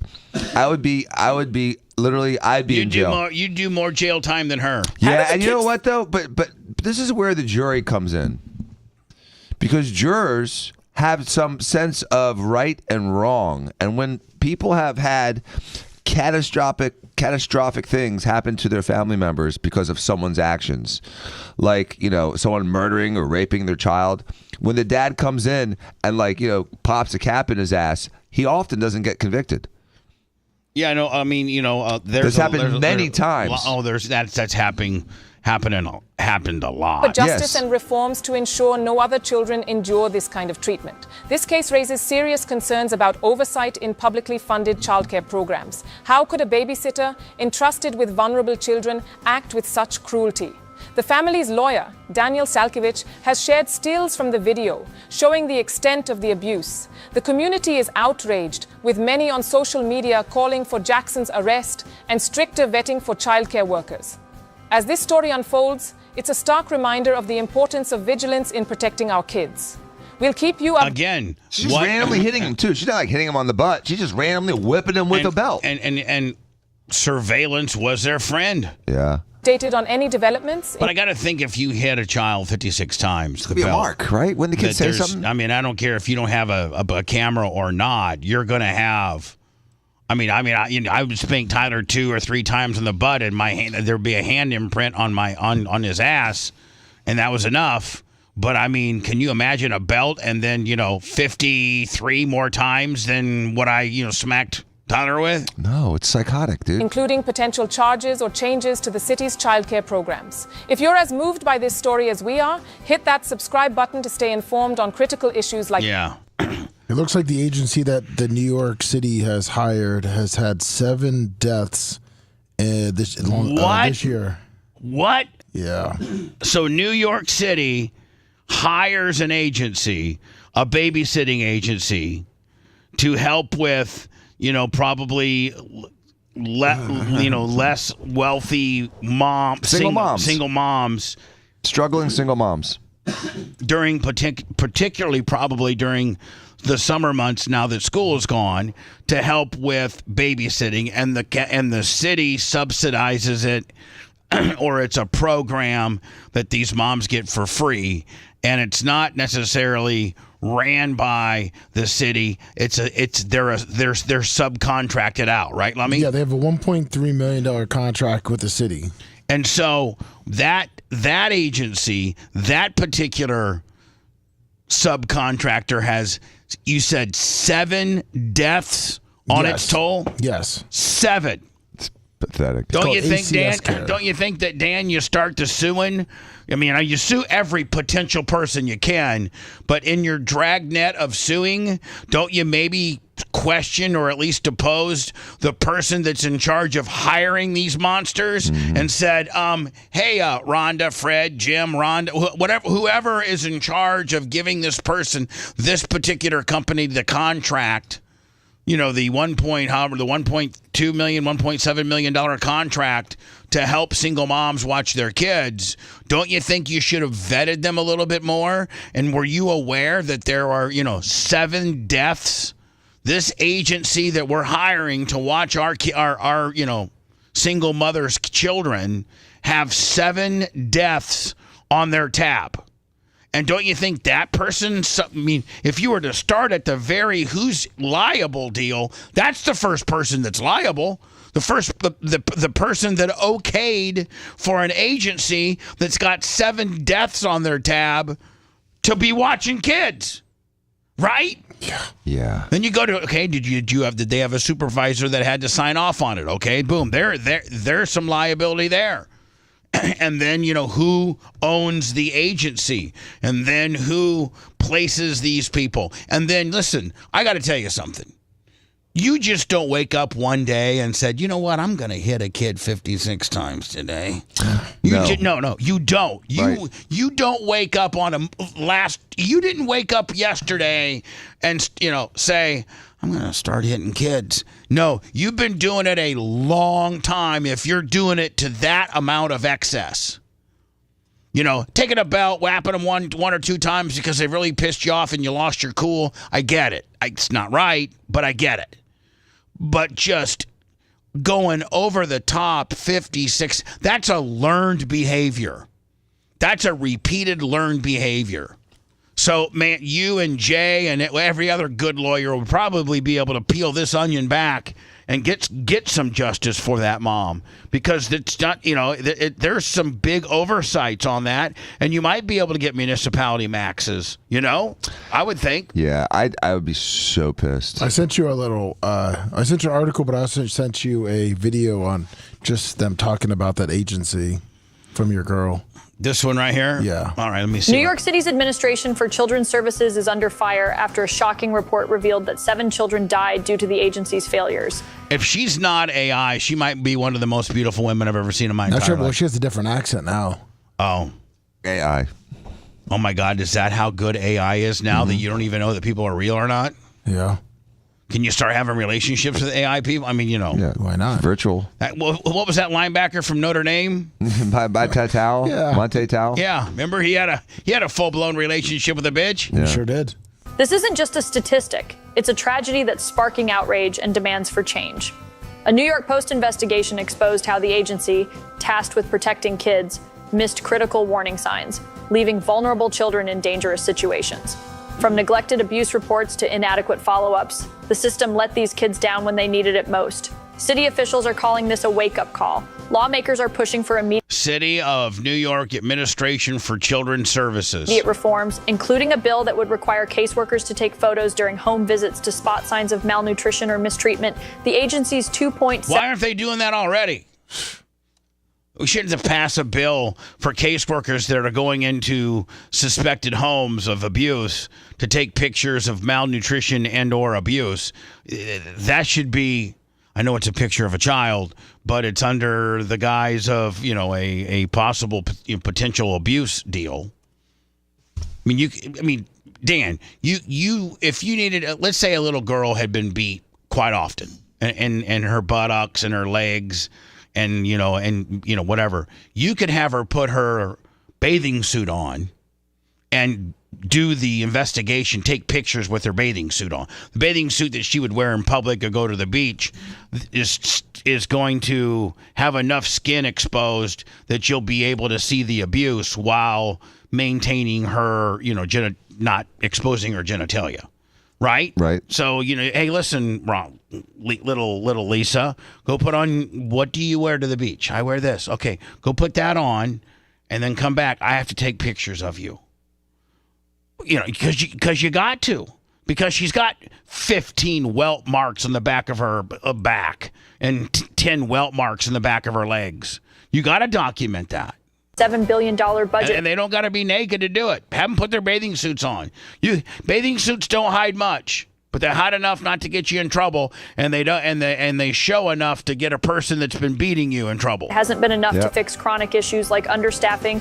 30% of workers have less than a year of experience, making it harder to handle complex. Man, I'd be the worst babysitter because, I would be completely reversed of strict, especially if they're not my kids.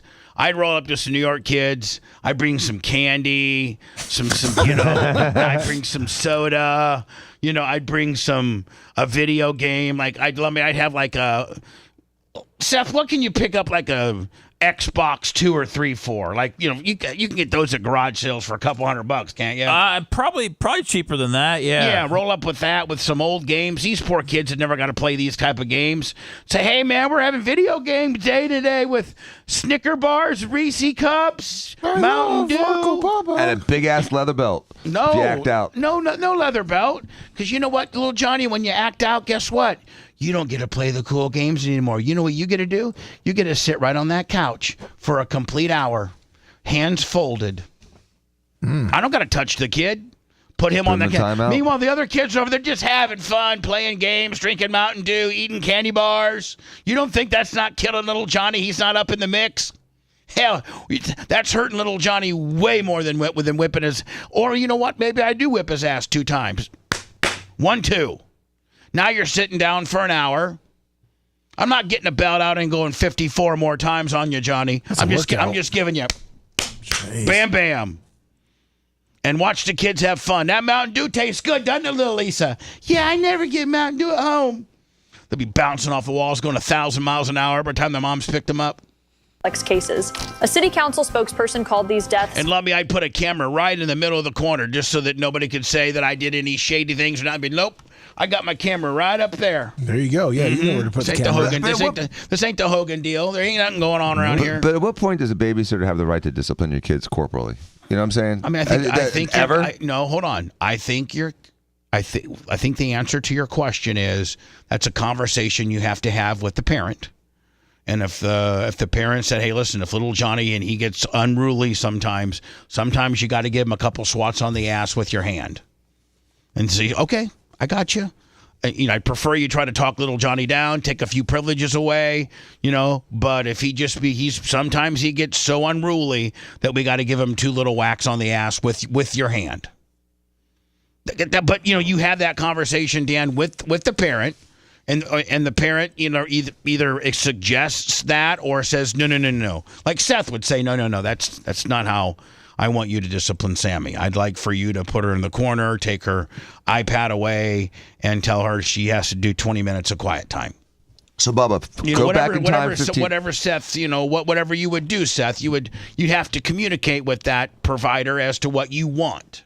But, Bubba, go back in time, 18 years. And I can't remember her daughter's name. What was Heather's daughter's name? Julia. So say you had Julia and Tyler have a babysitter, and you come back and you see like belt marks on them.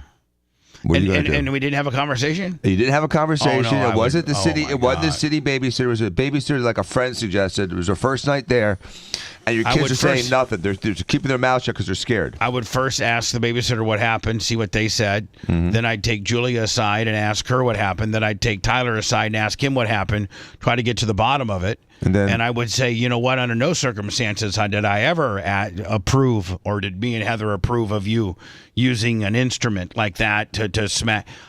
Let me tell you about it. You wouldn't have to worry about Julia. You'd have to worry about Tyler. Because Julia was the baddest little kid I've ever met in my entire life. For real. You mean the baddest? Like, she was so tough. Oh, I thought you meant like naughty. Oh no, she was not naughty. She was great. But she was so one time. I've told the story before. So Julia was sometimes a little ornery. She was a little. I mean, you know, she was a little 7-year-old girl. You know how they can get a little spicy. I mean, hell, Sammy. She was like a little Sammy. And you, Seth, you know Sammy can get a little spicy, a little talk-backy, a little smart-assy, right? Sure. You know, so, you know, Julia was that way sometimes, and she was giving Heather the fits. Just talking back, didn't want to wear, they were going somewhere, she didn't want to wear the outfit, she threw it down on the ground, she threw a fit. And so Heather gave her 2 spankings on now she's 7, Julia's 7. Gave her 2 spankings on the butt. And Julia just looked at her like, what? Like, no big deal. So I come home, Lumber, that's when I was doing 2 shows. And I was doing mornings for Cox and afternoon for Howard. And so I didn't usually, poor Heather having to raise these 2 heathens all, you know, during the summertime when there was no school. Poor thing. I mean, I did probably probably one of our deteriorations in our relationship was the fact that I was the absolute most horrible husband, and the fact that I was working literally 14 hours a day, not present and helping in any of what I should have been. But you were doing it to provide because you love so much. You're right. I mean, they liked when they were getting on that plane going to the Bahamas. It's because Dad was doing double duties. So I'm just saying. So I get home, but you know, we got off at 7. I usually got home like at 7:30. And Heather meets me at the door, and she's just beside herself. She's crying, and she's just a nervous wreck. And I'm like, what's wrong? And she's like, Julia has been such a little pistol today, and I cannot get her to behave. She's talking back. She's just doing everything that, you know, we as a family didn't allow. Nothing's worse than your little smart-ass kid talking back at you. So Julia was doing a bunch of talking back and all this kind of stuff, and Heather had already spanked her twice, and Julia basically laughed at her. So Heather said, I want you to go in there, and I want you to bend her over your knee and give her 2 hard spankings to let her know that she cannot act this way around you or anybody for that matter, and especially her mother. She has, you know, she has disrespected her mother. Go in there under that deal. You disrespected your mom. Your mom's tried to make you behave, and you're not. You've already been given 2 spankings, and you laughed at them. So I'm going to give you something, that you're not going to laugh at, and bend her over my knee, give her 2 spankings. So I told Heather, first of all, this is not my kid. Her dad was named Kevin Champ, and he was a really good dude. He was that was Julia's dad. And he was a really good dude, like a good dude. Did he pass? No. Okay. He's still alive. Thank God. Very successful. Very successful. You know, it didn't work out for him and Heather, but he was a really good dad. He had her every other weekend. He took her. I mean, he was just a really good dad. And I felt a little uneasy, even though Heather was primary. Now with Tyler with Tyler. Me and his mother, Jenna, we had 50-50. So we had, equal say on things. We had to agree on from school to, just anything. Because no one parent had the higher percentage of custody. Well, with Heather's and Kevin's, I think it was more like a 60-40 kind of deal. We had her more than Kevin did. And so, Heather was the I think Dan, they call that the primary parent or something. I don't know what the hell. Yes. So I tell Heather, I don't really feel comfortable about going in there and spanking Julia because, she's not my daughter. And I think that's disrespectful to Kevin, And she says, so she got Kevin on the phone. She got Kevin on the phone. Oh, man. And Kevin and Heather, and Kevin obviously, raised Julia together and still talking and communicating. And Heather's like, Kevin, I just want to let you know that Julia has been an absolute pistol today. She's talked back. She's refused to wear clothes. She is just being absolutely a little bitch. And I spanked her twice and she laughed at me. And Bubba has just come home and I want him to go in there and give her 2 swats on the ass and try to tell her to, you can't act that way. But Bubba, and I'll be like, I was on speakerphone. I'm like, hey, Kevin, I don't really feel comfortable about going in there unless I have your blessing. And I want Heather to witness it. Like, you know what I'm saying? Like, smart. It's respectful. You'd want the same. And so he said, Bubba, I absolutely, have 100% faith in whatever you and Heather decide to do. Like, I'm good with it. And if she was acting that way over at my house, I'd be doing the same thing. All right, Kevin, thank you. Appreciate you. We'll get back to you. So I tell Heather, I'm not going in there by myself. You got to be in there with me. You got the witness. Yeah, just because chaperone. Right. I don't want her. I don't want Julia. Smart. I think Julia might have had a phone. I don't know. All she had to do is call 911 Child Services and say my stepdad just beat the crap out of me. And they would have seen 2 hand marks on her ass. That's what she got. So we march in there, me and Heather. Now Tyler, poor little thing. Was he crying before you even did it? He's already crying. Oh, Tyler's already. Oh, don't spank Julia. That's my sister. Don't spank Julia, Dad. Don't spank. Because Tyler knows, I bring it. He's had a few ass whippings, and so he starts pre-crying. Poor little guy. Julia is the stoic, 1,000% cool hand Luke. She knows it's coming. She's heard me talk to her father. She knows it's coming. So and she don't care. No. So I walk into her room. Heather walks with me. I sit down on the bed and I go, Julia, listen, you've been, I walk through the whole part of her being naughty and you talk back to your mom. You refuse to wear your clothes. I think you tried to hit her mom one time. I don't know. Oh no. And I said, I'm going to give you 2 spankings. And it's to discipline you to not act this way. And if you continue to act this way, I'm going to give you more spankings. So you got to stop. And listen, I'm sorry. We love you. This is but you sometimes have to pay the consequences. Doesn't mean we don't love you any. We love you and everything, but I got to do it. So I laid him in. I laid in 2 stiffies. I went. Wham, wham. Then what happened? Hold on. To the point where my hand hurt. Was her dad on the phone? Did you guys really keep the communication lines open? She probably should have, but no. Did you start crying? Didn't matter. Hold on. So Heather's like, didn't matter. Hold on. So the kids leaned over my knee. I lay in 2. I lay in 2. Yeah. Wham, wham. And she looked at me. Julia looked she said, at me. Both your shows suck. If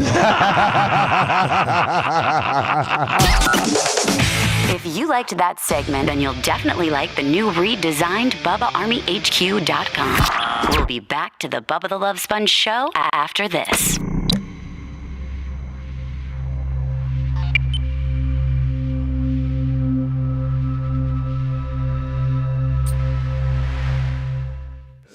She was so tough. It's hilarious.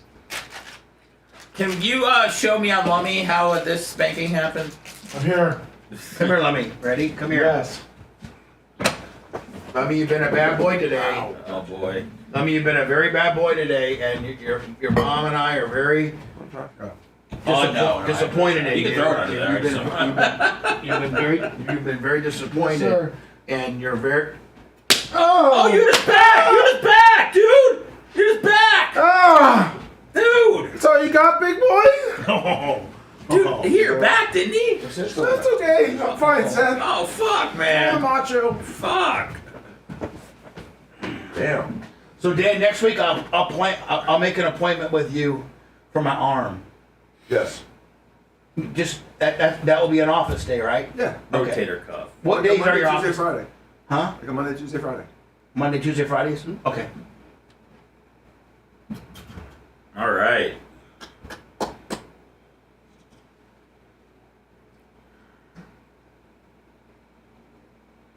And I apologize to those that had to hear that twice. I have told the story before. But, I had to tell it, I apologize to no one. I said nothing twice. Shut the fuck up. Well, let me get my shout outs. I say nothing twice. I do not apologize. And let me get my shout outs, right? Xerxes, Dawn, LM, Ryan. I won't tell you what he said. Thank you, Lee. What up, DJ? Chris.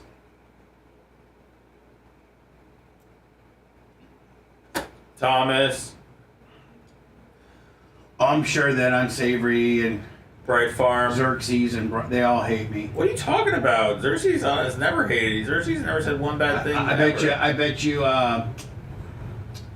bet you Unsavory said some bad things. What's up, Dave? What's up, Miss Thomason? Unsavory. He hasn't said anything bad. Well, good. I think he's been just talking about the show. Well, thank you. What up, Lunger? Thank you, Unsavory, for not hating me. What's up, Johnny?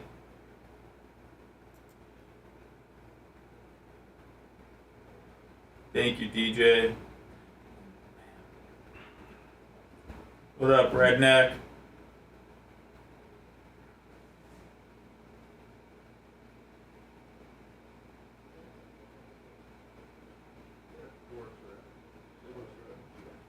I'll object you.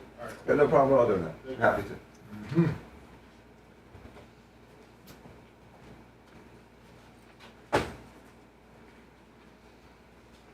What up, Jay Bowler?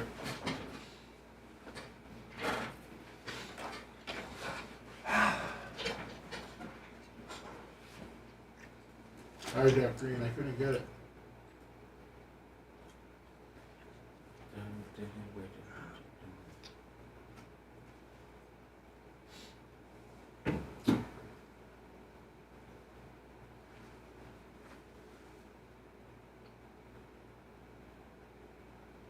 What up, Jim? What up, Permagrom? Fuck, I don't know. I think I said hi to Jay Bowler. I can't remember. What's up, Nick?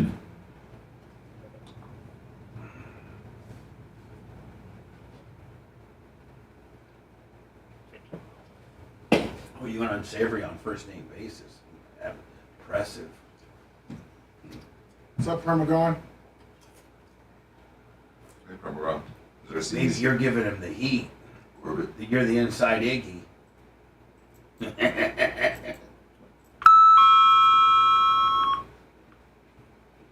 Sicilian Redneck, I love you too.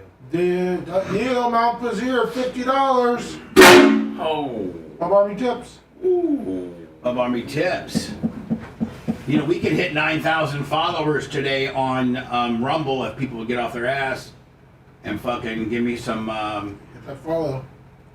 Give me a follow. Oh, I'm close. I mean, we're less than. We're at 8,999, and a bitch ain't one. So I'm gonna have to fucking say that. Unsavory. Not a lot of people know that I interviewed you during that first bark that I was at, because you're the most loyal fan.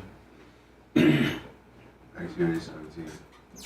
Are you just trying to stick it in the knife? No, what's up, Felix?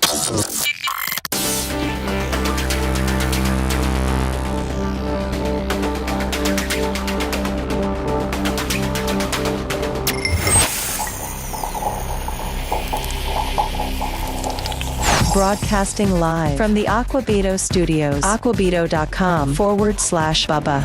It's the Bubba the Love Sponge Show. Lummy, there's we got, I don't know, 5,000-6,000 on Rumble. Had about 50 or 60 total thousand for the day so far. And of that massive amount of viewers on Rumble, by the way, rumble.com, that's RUMBLE, rumble.com, and then it's / the Bubba Army. Everything we do, Facebook, YouTube, X, Twitch. Am I missing one, Lummy? Let me see. Facebook? Did you say Facebook? No, well, Facebook, Yes, YouTube. Facebook. Okay, Facebook. Hold on. Rumble, YouTube, X, Facebook, Twitch, locals. I think that's the visuals, right? Yes. Yes. And if you happen to be on Rumble, thank you very much. We hit 9,000. We hit 9,000 for the high today. No, 9,000 followers. Oh, we just hit 9,000? Yeah. Oh, for just that little shout out? It looks like it. Thank you very much. That's what I was asking for. So if you're watching us on Rumble, yes, we are 9K. Thank you so very much. Appreciate it. So let me continuing the child abuse babysitting story, which the payoff, in case those we hit a big. Where the hell's my where's my? Oh, I got the wrong cursor. I'm over here hitting buttons over there. Let me. Oh no. Jesus. Anyway, the payoff was when I gave Julia 2 spankings as hard as I could, so that she knew. She just looked at me and laughed. She didn't even say, "Is that all you got?" She just didn't even put. That's even worse. Not say it So then, what did you do? How did it end after that? I said, I gotta go. Like a premature thing. Yeah, I was like, I gotta go. I had no plan B, so I went to our bedroom and then I started crying. I'm like, well, now she really hates me. It's not even an act of disciplinary. Like she thinks I'm a joke. She was a good kid though, man. I've followed her on Instagram. How'd she grow up? Oh, she's beautiful. Really? Absolutely beautiful. I'll find her and show you a picture of her. She's absolutely beautiful. I mean, stunningly gorgeous. Does she call you dad still? No. Daddy, she calls him. We've not had any contact since 2012. So how old is she now? I think. Well, she just graduated Florida State. Oh, she's graduated college already. Yeah. Well, she's a year older than Tyler. I think she's 25. Oh, I thought she was younger than him. No, hold on. She was a year. I think maybe a year or 2 older than Tyler. And I don't know. I think Tyler's getting ready. Tyler was born. I think Julia was born in 2000. Oh, so she's like 24, 25. So she's 25. She graduated from Florida State up in Tallahassee. And I think she's like kind of in the private work sector now, doing maybe selling medical devices or being a salesperson for I don't know. Her name's Julia Champ, Champ. Oh boy, she's about to get a large. This is gonna be 900 Instagram requests today. Is it illegal to give a grown person? No. I'm just saying. I don't want to look sick or nothing. No, I think she's just going to open up her Instagram today and just wonder why all of a sudden she has a bunch of people that started following her. I want her to know that, and although she may hate my guts, and I know her mom probably hates my guts, but I'm very proud of her. I had 7 or 8 years of her life to be her stepdad, and I was very honored to do that. She was a great kid to have. And then I watched her progress into a young woman, into a woman, and now into a woman that works, that has got her college degree, and a young professional, and looks like she's really doing well in life, and she just happens to be absolutely gorgeous, like stunningly beautiful. And I'm very proud of her. Are you proud of her looks or her accomplishments? I'm proud of her mom, grandma, and grandpa because they had a hand in raising her. I'm proud of her new stepfather. I don't really know much about him. I mean, dude, you were like you were like the Tony Dungy of the operation, though. I mean, you didn't win the Super Bowl with her, but I mean, you had some good, formidable years with her. I think I was a good dad. I really think I was a good stepdad. I think I was a really good stepdad. And I think that, even though I think Heather hates my guts, I would assume I've never had any contact with her, but I've heard most recently from Lummy that she hates my guts. The friend of a friend heard it from a friend. You've been that kind of stuff, Lummy. Yeah. Lummy got one of those reports this past weekend that she totally hates my guts, Heather, which is fine. Well, her friends hate you for what you did to her. But I think if we were to be, if we were to be intellectually honest, I think as much as Heather hates me for various different reasons, and probably some of which are valid, I think that she would be honest in saying that I was a good stepdad. Like, I really tried to provide for her daughter the best I could, and way up and beyond, what most dads do. So, anyway, she's tough. So I went back to the bedroom and started crying. I'm like, I don't even know what to do. I feel horrible now. The kid's gonna hate me, and so it all worked out. Kids don't hold grudges. Kids, you know what? Kids don't hold grudges as much as us adults do. You know what I'm saying? Old people hold grudges forever. The older they get, that's how you're bored. That's how you know. Is that what it is? Yeah. Is nothing else going on? Yeah, just you got nothing going on to just hate people. Right. You ain't got a lot going on, so you just got to hold on to a grudge. Yep. So anything you got left going on is the hate you have in your heart. You don't want anything good for anybody. You just want to hate on everything, find bad things with everything. There's no love in your heart. But that's when you know you're getting old. That's when you know it's time to go. When you just can't be happy for the next guy. What do you mean? Like, time to kill yourself when you're not happy? No, but maybe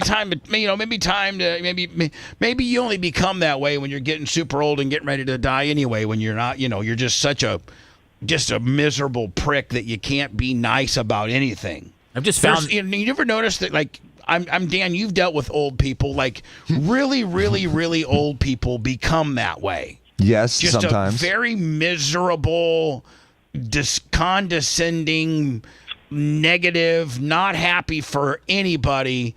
Like the Archie Bunker. Yeah, the typical, stereotypical Archie Bunker. Hates everyone. Yeah. So anyway, at that time, it's really, it's probably time to go. If you can't be happy for somebody and be a little bit nice to a few people, then you don't have any purpose. Your purpose in life is to make people happy and try, not to make them hate you and think that you're you're pooping your pants, old denture wearing grandma. Boy, my grandma Madge got mean in her later age. Oh my Lord. And you can't do anything right when you're trying to take care of them. Move a cover here, move a cover there, get me a glass of water. That's not cold enough. It's too hot. Jesus. Anyway, hi. Go ahead. You're on the air. Hello. Who's? This is Heather in Crestview, Florida. Yes, Heather. How are you? Is Heather in Crestview, Florida? Yeah, Heather in Crestview, Florida. Listen to us on Florida Man Radio. Guys, yes, and I'm 51, and I have a 5-year-old.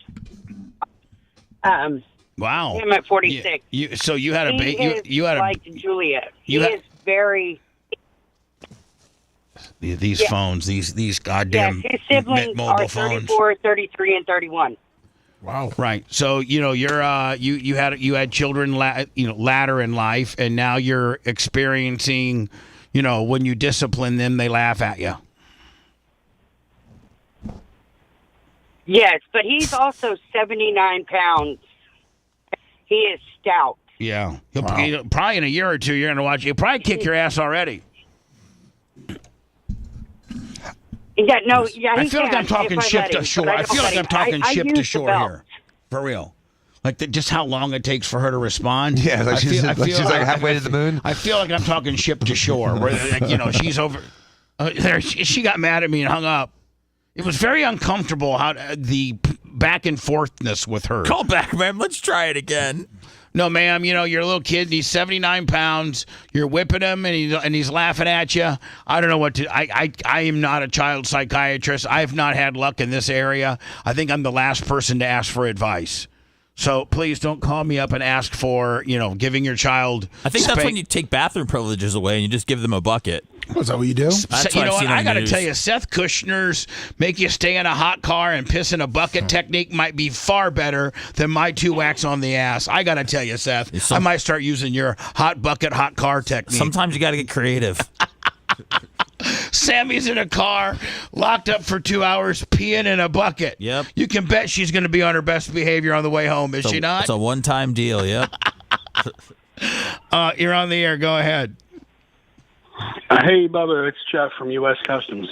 Hi, Chuck. What's going on? Jeff. Hi, Jeff. I thought you said Chuck. Yeah, I heard you got the shirt we sent you, the one Yes. that Mrs. Gimmick found for you. Yes, thank you for that, Chuck. I appreciate it. Or Jeff. Is it Jeff or Chuck? You can combine the two. Just call it like chef or something. It really I think I'll just call it Chef. You're a nice man, and that's all that matters.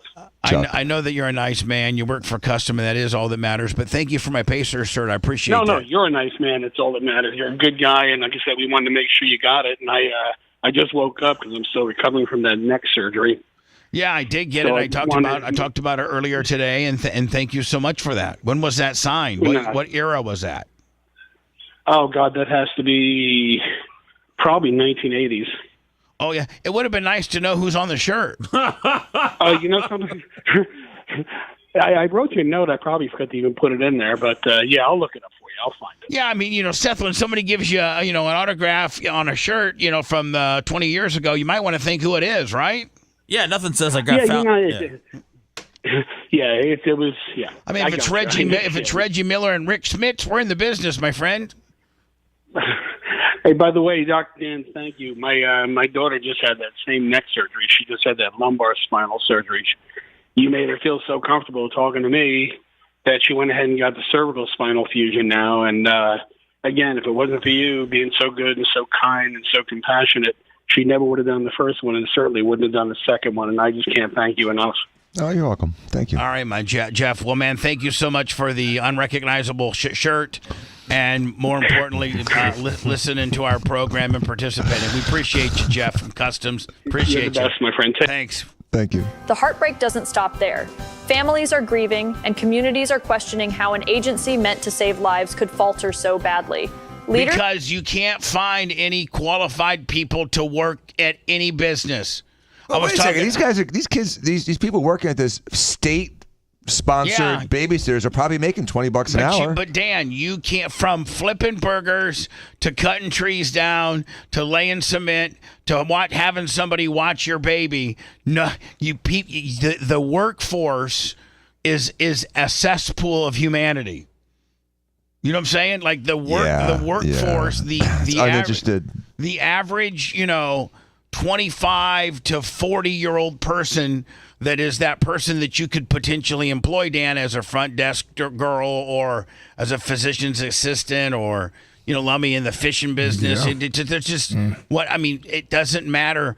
The potential workforce is at an all-time softness, right? Yes, they're soft like butter. Leaders are now rallying. Macho Man said this AI samples Caitlin Collins. It's not Caitlin Collins. Well, listen, you and Macho Man get into your own The voice argument. definitely is. The voice sample definitely is Caitlin Collins. Go ahead and play some audio from her. Is that the girl from CNN? Yes, sir. For more oversight and better training to ensure caseworkers can act Who cares? I You're don't right. care. It is. You're right. It is Caitlin Collins. So it's an AI using Caitlin Collins' voice. I'm just wondering if she knows about it. It's not illegal. No, it's not. Great. My voice is going to be used for, don't give people any ideas. Effectively. The goal? To stop these tragedies from happening again. This story hits hard because it's about kids who deserved better. It's about a system that needs to step up. As New York grapples with these revelations, the push for accountability is louder than ever. What do you think needs to change to protect our children? Drop your thoughts in the comments and let's keep this conversation going. Thanks for the informative infomercial. I was wanting some hard-hitting news. Let's talk about this. So there's this woman, she's a model, and she's parasailing, and she's a model that I mentioned. Kind of like a hot little spicy, like an Instagram type model. Yeah, like a hot spicy Latino. Mm-hmm. And she decided to go, she's very beautiful, and she went to go parasailing. So the parachute was screaming. And I think that while she Oh, there's a video. There should be a video. I got a video. Okay. I got the video. Yeah. For some reason, by the way, here's some more pictures of her. This is that's one of her modeling pictures. I mean, that's a pretty nice picture, Dan. I mean, she's pretty hot. I think she got the duck lips already. Yeah, at 19. I was getting ready to say. I think she went a little too hard on the duck lips. Like Dan, you do duck lips, and you know what? There's a fine I don't point. do duck lips. I do lip enhancements. I avoid the duck lips. I'm sorry, Dan. I completely blew on how I was trying to describe it. What I'm saying, Dan, is you do lip injections, collagen injections, all of that, and your even on your most aggressive women, because the women tell you kind of what size they want, don't they? Yeah, what size they think they want. Yeah, most women be like, I don't want to be, looking like, but I want them a little bit plumper, a little bit fuller. And then the other woman might be, I kind of want them just to be just a little bit more fuller, but not very plump at all. I want, less. Well, some chicks want more. And then, Dan, it's kind of it's kind of your decision as to how big to go, because you don't want the reputation, as any plastic surgeon wants, man, if you go to Diaco, man, he makes you look like a duck. Like, right. No, I don't want that. There are some plastic surgeons in this town. Yes. Dan is not one of them.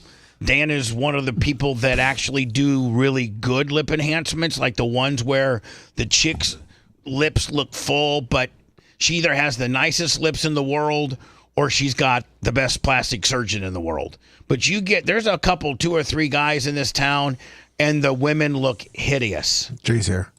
Of course, you can smell them. Mm-hmm. And the women look hideous. And Dan, you're not that guy.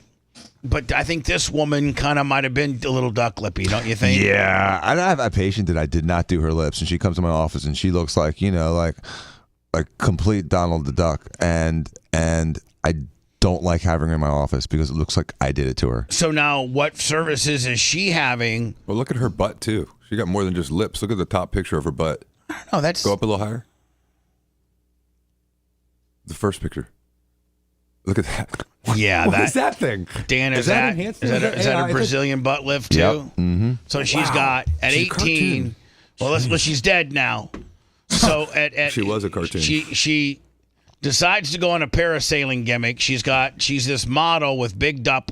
She's 18 with big duck lips. What looks to be a ass implant. And is this the video? Yes. So for some reason, I don't know if she's inebriated. I don't know if she's under the influence of something. Attack. Is that what it was? Yeah. Okay. So, Seth, you're saying like her panic attack overrode common sense. Right. It's the invisible fire, Bubba. And so, common sense would say, I'm having a panic attack, but I can't open my harness up. I'm just going to have to ride it out. Because I'm at a position now where if I vacate my area that I'm having I'll die. Panic is weird how it can affect you. You remember, I think it was the Apollo 12 mission. The guy opened the door to the capsule when they landed because he got into a panic attack. You're talking about a full-blown, fully trained astronaut loses his shiz as the capsule lands in the water, opens up the door, they lose the whole capsule because it sank.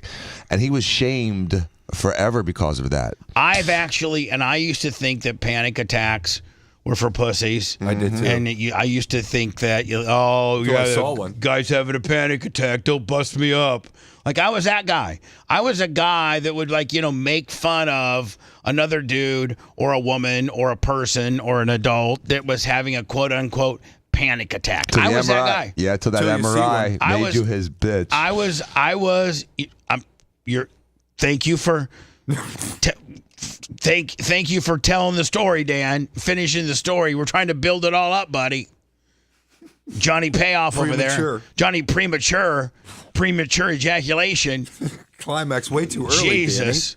Danny. I mean, I just started French kissing and you've already ejaculated. I banned it too. That's the best. God. But anyway, just to continue my story, I would make fun of. I was legitimately, up until this incident that Dan speaks of, I would, if somebody would come to me and be like, I just couldn't do it. I was actually picking my daughter up from school or doing whatever act you're doing. That's something that you do day to day, and I had a panic attack, and I could not function for a while, and I had to take a timeout. I had to put myself in a timeout and get my crap together, and it took a while, but I actually had a bona fide meltdown panic attack. I've heard my friends and their wives, they say things like that over the years, as we all have, and I always was that guy that was like, come on, you're just picking up, what a drama queen, what a hypochondriac. What a what a soft little bitch. Like, you can't deal with life's day-to-day problems, that you have to have a panic attack. You just can't keep it all under, you can't keep it all together and just deal with it, inside and work it out, inside your little head. That's why I thought I would. And you know what? I couldn't have been any more unfair and wrong about panic attacks being real until you have one. And then once you have one, you're like, oh my God, these are for real. I'm having one, or I just had one. And I feel horrible for every judging anybody that I made fun of that suffered through a panic attack, because they're real. And I just, I had a Ricky Bobby on fire, a panic attack when I went to the MRI deal to get my shoulder looked at. And I started, they could barely get me in the MRI, and the top of the MRI is literally scratching my nose. Like, my nose is literally clear to the very top. So that's how I have no room, to the point where, I got, medical grade magnet radiation plastic, scraping literally my nose. Touching your nose, right? Literally, The like magnets are vibrating your nose. My eyeballs were against the plastic. Like, I was so poured in this machine, and I started just going, I started freaking out. I'm like, calm yourself down. Don't be a pussy. Listen, you're not claustrophobic. Just close your eyes, and you won't see that. But then my nose breath is coming back on me because everything's so close. And so that causes me to kind of hyperventilate some more. And I'm like, and I'm trying to. So then, Dan, they have this big red button you're supposed to smash if you're having some type of, situation. So I smashed the red button, and the tray comes back, and this Chinese or Asian guy or somebody is like, you have problem? I go, yeah, I can't do this. Like, I can't. It's just, I'm too claustrophobic. I'm freaking out in there. And he goes, oh yeah, you have panic attack. He goes, we give you Valium and try it again. And I'm like, what? So Dan, they had like Valium there at the MRI place. Right there, handy for you? Yes.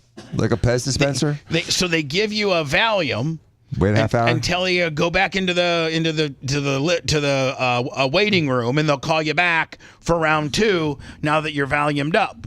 Well, I was already tired because it was like 1 p.m. I'd been up since 3:30. I did mornings that day, and so it's like 2 o'clock. So by 2-3 o'clock, I start getting kind of tired. Anyway, I've been up 12 hours. I start I start getting a little tired. I wake up at 3:20 in the morning. Long day. So this is like 2 o'clock in the afternoon. So I'm already tired. So they give me this Valium and tell me to go out to the waiting room. And Dan, this isn't. I'm not getting the white glove service that I get at Diaco Plastic Surgery Institute. I'm getting just jobbed out. I'm being told to go back to the regular waiting room and we read Field and Stream or something like that, or watch People's Court, whatever they have on stupid ass TV. I Met Your Mother. Yeah, and I'm not like when I go to Dan's, Dan lets me wait in his office, and it's just like super cool. You get spoiled. You get really spoiled when Dan's your doctor and he's your best friend, and you just get super spoiled. So when you don't get that service and you're just a regular cattle call MRI guy, it makes you feel like a real jobber. So they give me this Valium, and they send me back to the waiting room. But the waiting room had like this little sofa kind of love seat kind of deal in this one little kind of cut back area. It was kind of by itself, kind of a recessed area, and it had like a love seat, not a full blown sofa, but like a chair for like a couch for 2, a love seat. Well, I just fell back in that love seat, and I just started. mean, I was out. I was completely that Valium, man. Valium's really good stuff in the afternoon, man. Yeah, kick your ass. And so make you tired. I go back to this love seat. I just kick back, and they give me this Valium. And I'm like, I mean, I'm sleeping. They have to come get me, and it's like, now it's like 3:05, and they're like, the Japanese, the Asian guy comes and gets me and goes, "We ready for you, Miss Clerglam?" I go, "Okay, we're going to try this again." He goes, you should be so much more relaxed. You should just be okay. Not nearly as tense. You had panic attack earlier. You will not have it again. Well, now I'm freaked out in my head because he's telling me that I'm not going to have it. So when, So naturally you want to have one. So naturally I'm like, listen, guys, I'm a complete basket case. Like, from the time I walked in that place to the time they give me the Valium to the time I come back for round 2, I'm a basket case. I'm like a little bitch. I'm like a little basket case. They stick me back in. And he goes, deep breath, Mr. Clem, deep breath, Mr. Clem, slow down, slow. Because I start hyperventilating again. Because just that Valium was not, you'd have to literally maybe get an anesthesiologist and put me under if you're going to put me in a closed MRI. So I smashed the red button again, and he goes, well, we cannot do more than 2 times. You must find new place. Oh God, got kicked out. Yeah, I never went back. Jeez. Never went back. So, but I mean, I in a very long-winded story had a very much full-blown meltdown panic attack that I always made fun of people having. A lot of people, though, Bubba, are triggered by an MRI. I mean, that's not like... if you're triggered by a red light or someone beeping a horn at you, that's different. Yeah, you're not a puss for that. Right. MRIs are about as scary as it gets for people. Well, I mean, that's really about the only time I have had a panic attack. I had a little bit of a panic attack when me and Tom Bean, we had this 8... Now, people don't realize how tall 80 foot is. People don't realize, so we're in this jib, a high reach jib, changing the lights at the track out, and it's 85 or 85 feet in the air. 85 feet, on this. And then Seth, remember the one time you were here, you saw what a jib was, remember? The high reach thing. Like a cherry picker? Yeah, they call it a jib. Yeah, I got in the jib. Yeah, and that was only that was only what, a 30 foot? Yeah, we went up like 30, 35 feet. Yeah, so that... It was sketchy. Right. Because it wobbles, it sways. And you get up in the wind a little bit. Yeah, it moves around. It's sketchy. Double that and add 10 feet, and me and Tom Bean are up putting new light bulbs at the Bubba Raceway Park our first or second year. And we're 90, 80, 85, 90 feet in the air, and I'm like... I'm supposed to hold the bulb, and you got to have, when you put these kind of bulbs in, you have to wear white gloves because the oil on your fingers, they're like the old school sodium kind of deal, before LED came out. We still got those kind of lights. The lights were put in back in 1986. So we have to wear white gloves so your oil doesn't get on the lenses and stuff. And Tom's putting them in. They're about the size of a compact tire. They're big lights. Jeez. They're the size of a compact tire. So I have to hold it, and then I give it to Tom, and then he screws it in, and then we have to use 2 hands to screw it in. Well, we're putting them in one time, and we got all of them done but one, and then this big wind gust came. Now we have these harnesses on and stuff, but I'm thinking, if I fall off this jib, the harness is gonna choke me out anyway. The harness is gonna choke. I'm gonna be like Bubba Epstein if I fall out of this thing. So I just kind of said, Tom, can you take me down and have Ken or somebody help me with the last one, because I had an anxiety attack. Did he talk crap to you? No. I mean, if we were to go through, when's the last time you had a panic attack? Like, when's the last time you had a panic attack? Probably a couple weeks ago. Over what? And give me a Reader's Digest version of what panicked you out and what happened. Just the flight thing. I don't like flying. You were in a plane, you had a panic attack? You mean the commercial airline? Well, it was that little propeller one where I was like in a tin can. You mean a little puddle jumper? Yeah. Yeah. Like I fear think of heights? I think So those does my wife. I think those regional little puddle jumpers, they have like 24 seats in them. Yes, and they're twin prop. Yeah. And Like the Bahama. And I felt the Bahama squeezed in, like I couldn't move. And like the farthest you'll go will be like an hour and a half on them. Like they're just regional deals. Yes. They're not made to go any long. They're really not made to go any longer than like an hour and a half. Right, like from Panama City to the Bahamas. That's pretty much it. And they're really not meant for people Lummy size. And Lummy, you got in it, and what just I couldn't fit in the seat. I feel like, but I had to squeeze in it. I had to get back to work, so I just pretty much started drinking water and took some Dramamine and prayed to pass out. Rock back and forth and cry to yourself. Yep, that's it. I started sweating a lot and then I passed out. Dan, when's the last panic attack you had? I've had one, and Hold on, in your entire life? Yeah. Okay, so I've only had two, so you've had one.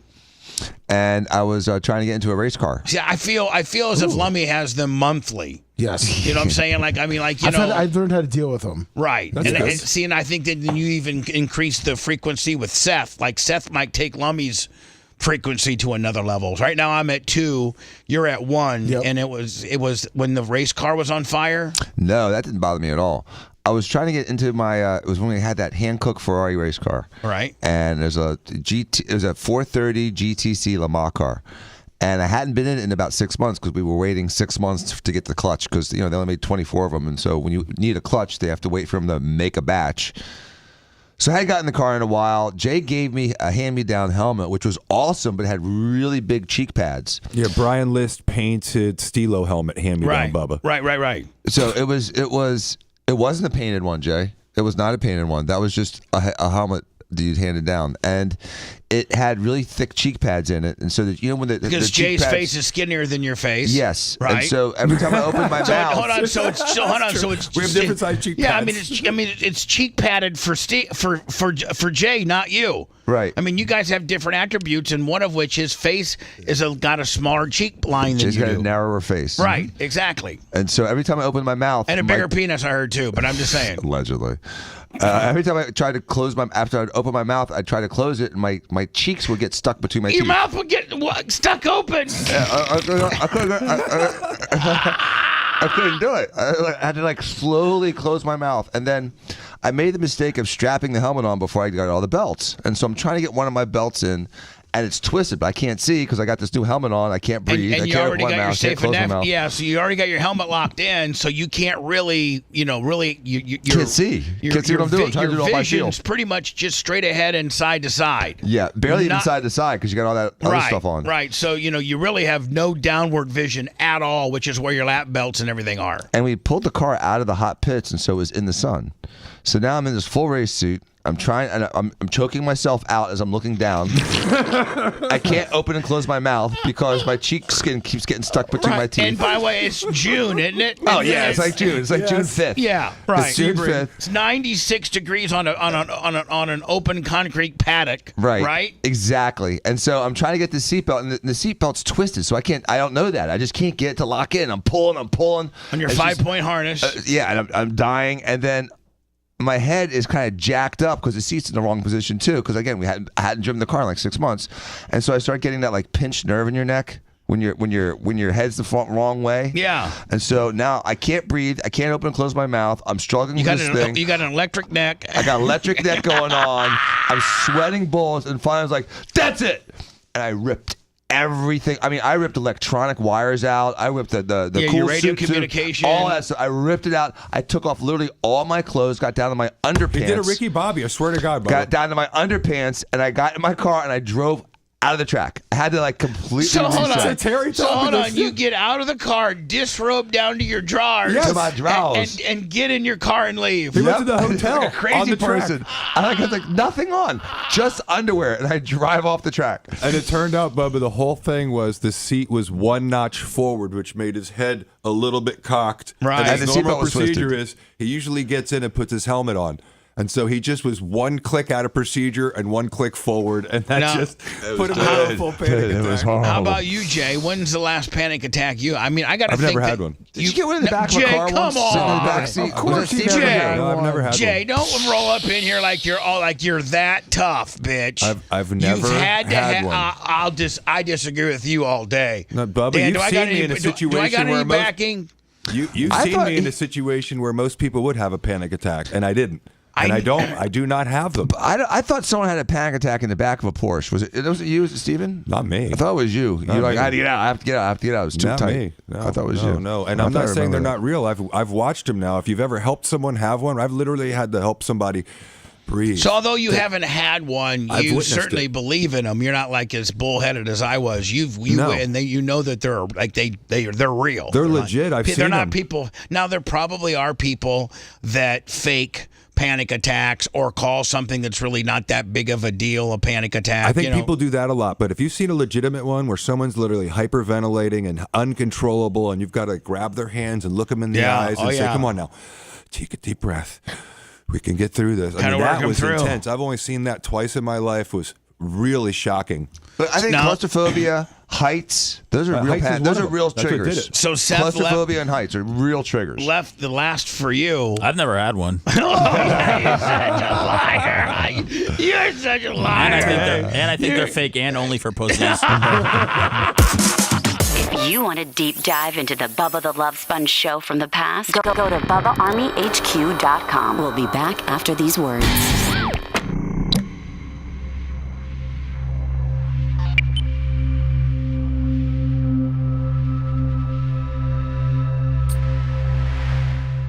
You should have that shit locked down. Are you kidding me? If you run that for commercial purposes, it's not reasonably foreseeable someone could mistakenly grab the latch. Oh, the hang gliding thing? If that's what I think's gonna happen, Yeah. that's insane. Actually, Dan, I get a stick up for that astronaut, by the way. They said he didn't have a panic attack. There's Footage now that it wasn't really. footage shows now that there was an electric static that made the door pop off. That's all bullshit then? That whole story? Apollo 13 was bullshit?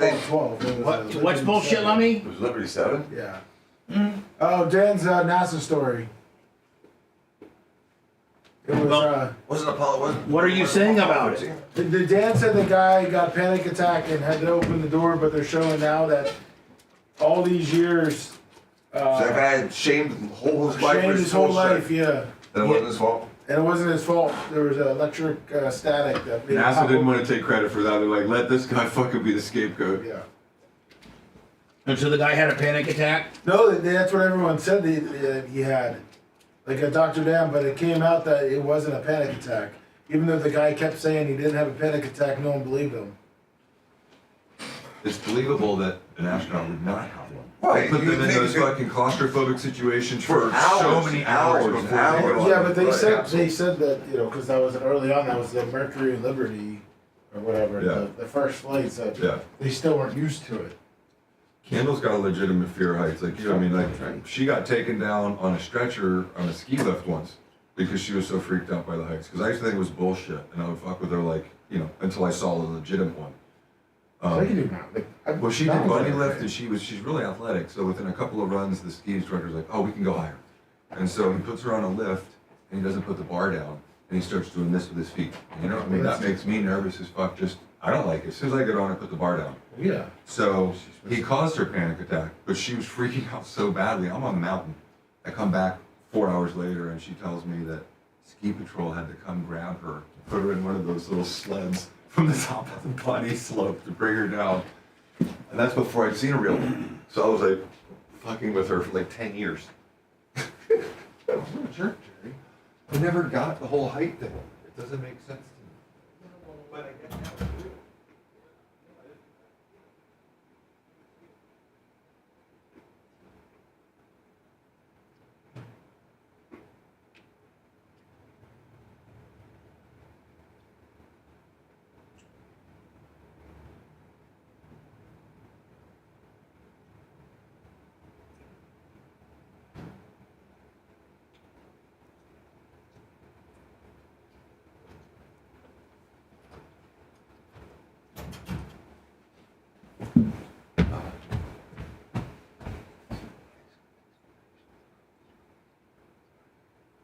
course. Yeah, leave it right now.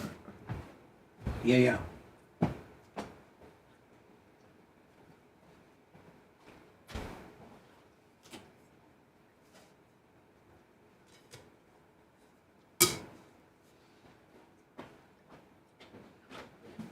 I can mess with your arm today, Bubba, or Friday if you want. What's that? I can mess with your arm today or Friday if you want. I can't do it Friday. I'll do it next week. You sure? Yeah. You'll do it today? No, I can't. See you, Dan. But I'm not. But it's not anything. I mean, you know. Is that catastrophic? No. It's like one day that you know you have an extra half hour. Okay. There's next week. This yeah. one.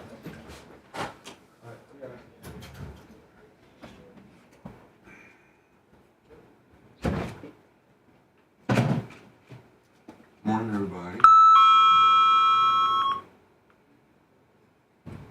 What's up, Grumble?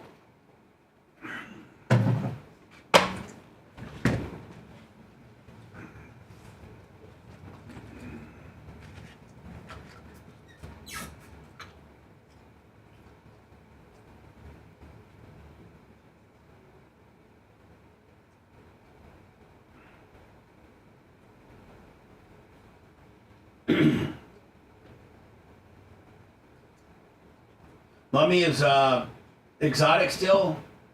He's not in here, Bob. What's up, Big Lunger? What's up, Nick? Jay Bowler. That's the biggest thing. Dave Rock. Lummy, is exotic still on? That's as of this morning, yes. Good to see you all.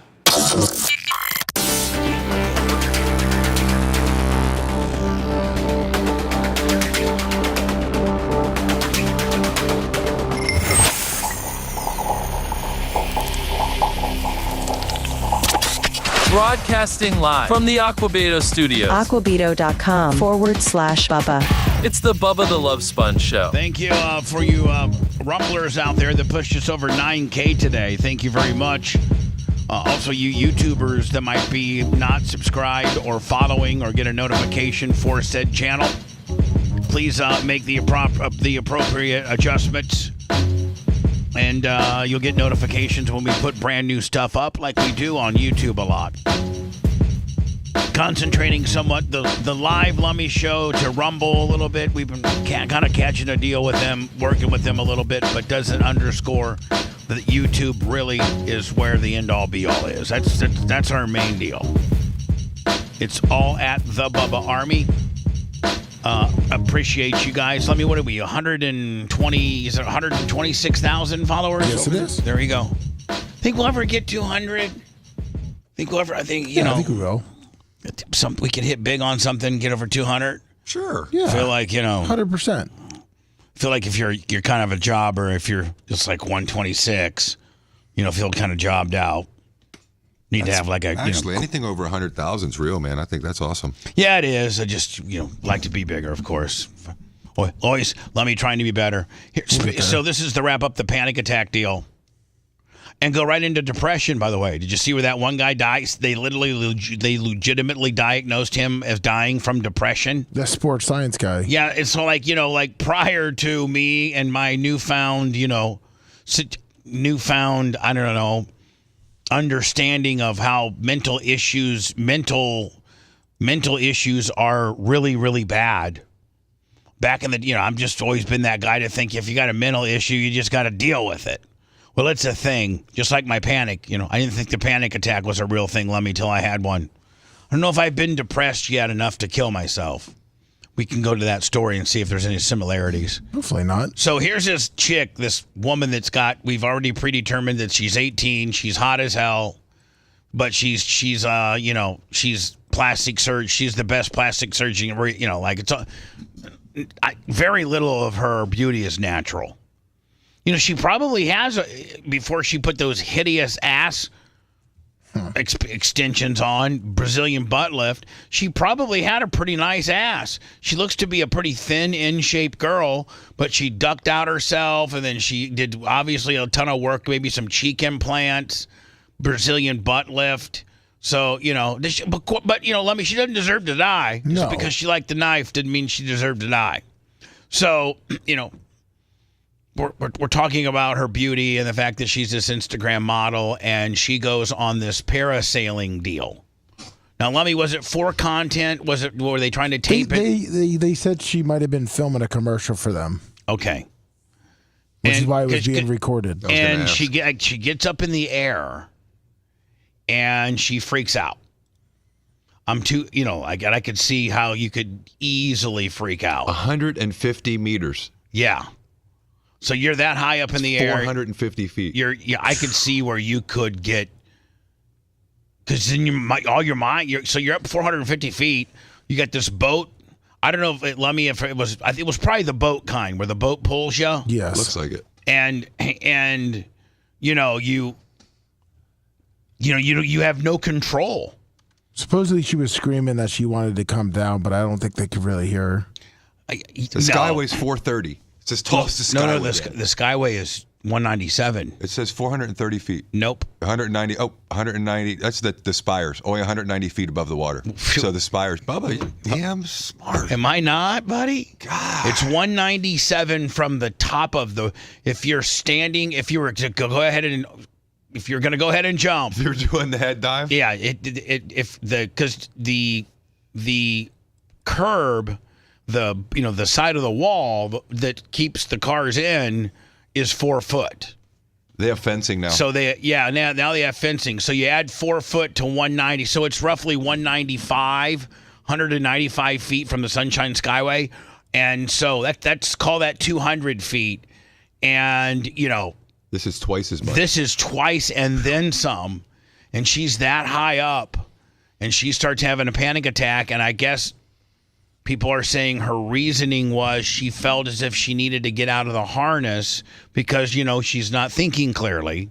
And she needs to get out of the harness because that's what's causing her to have this pain.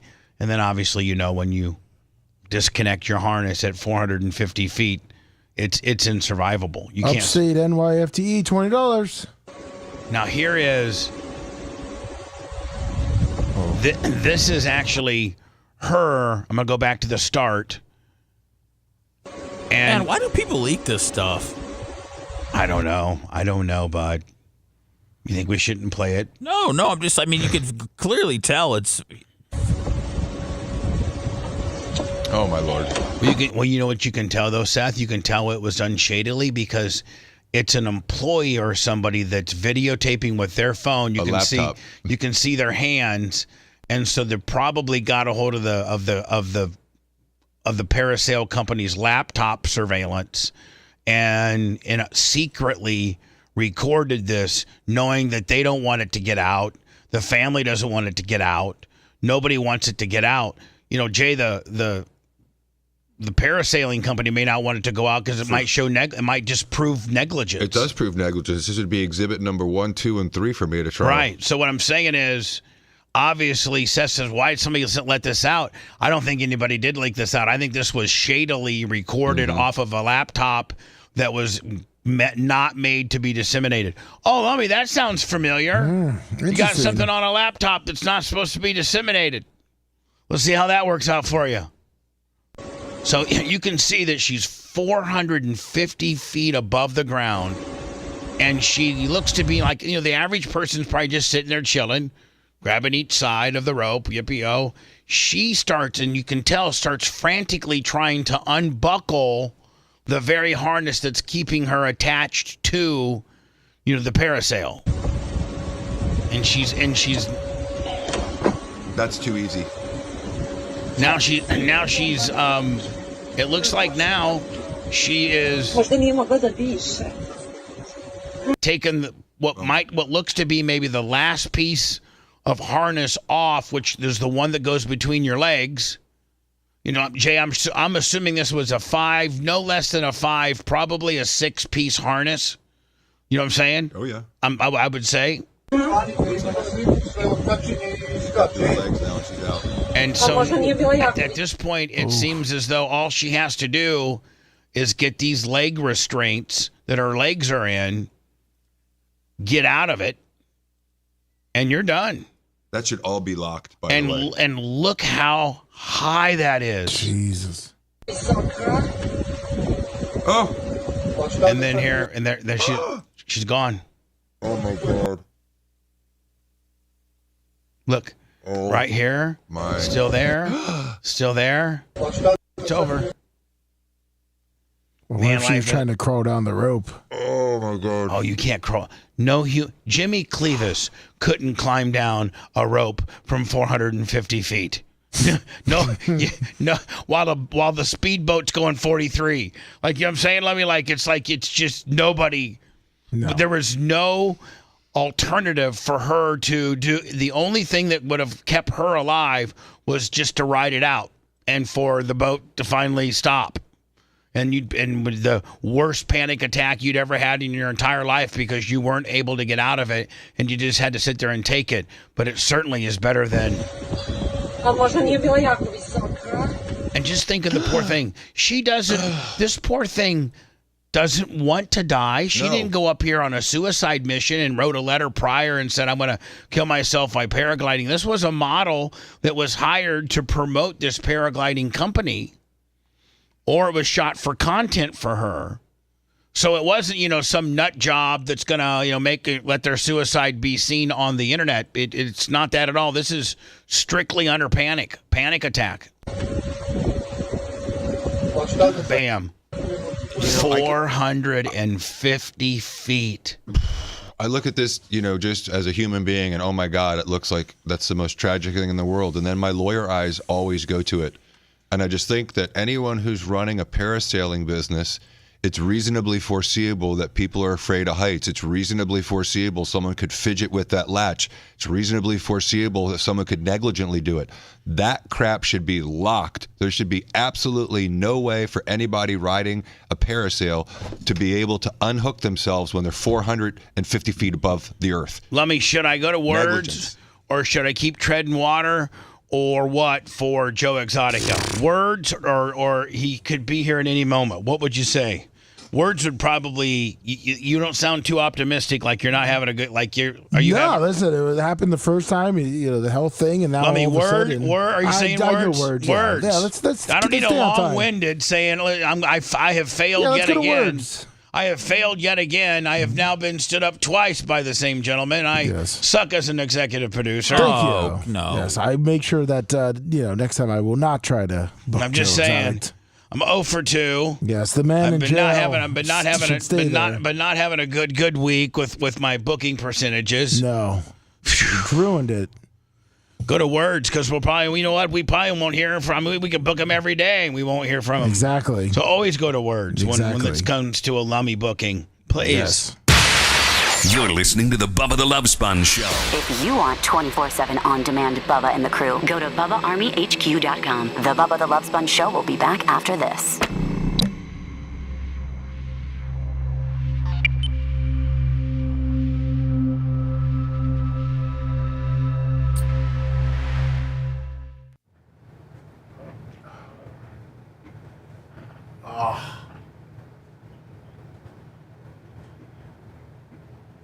You want me to do the word?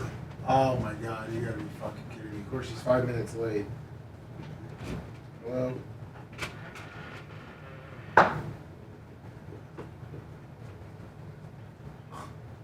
Hello? Yes. Did he cancel? No. Oh. I fucked up. That's 5 minutes late. I mean, he stand us up on Friday and then he shows up. God damn it.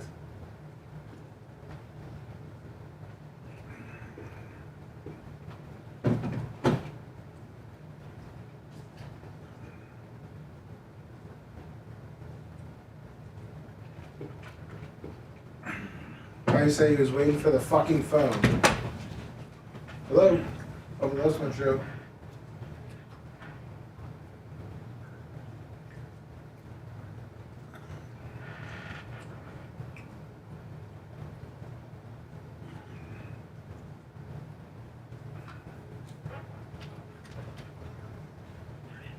Hey, good morning. Hey, Joe. It's Libby. Hey, we're coming back from a commercial in about 4 minutes.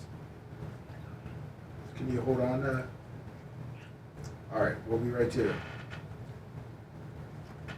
All right, he's on horn line.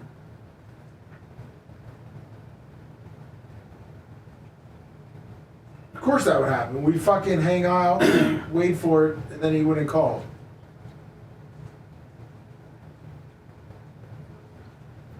Fuck. We wasted 3 minutes. We are? Well, he's on hold. We don't know how long he gets to talk. Hey, John, what do you have? Oh, okay. Obviously, we'll go right to you as soon as we get back. Sorry about that. All right. Thank you. So 15 minutes for each call. Okay. What's up, Permagrom? He did not hit the wave at Baja Mar, but he did hit the casino and the nightclubs. He had a ball. Did he win? He ended up about even. He, lost at cards, but he won $400 on a slot, which put him back to pretty much even. So, yeah, that helps. Lee Thomas Gilson, John Costica, good morning. Johnny Z. Afraidly, what's up? Rube Goldberg, 2469. Damn it, 2 minutes. I don't like booty hole pictures. What's up, Sicilian Redneck? Good morning, everybody. CC Hall, Dave Rock, Seraph Thompson, good morning.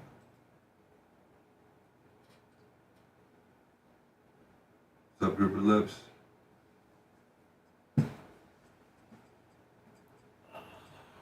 Trade Dave Rock. Berto, how you doing, buddy? Thank you. I'm so proud. And he still likes me.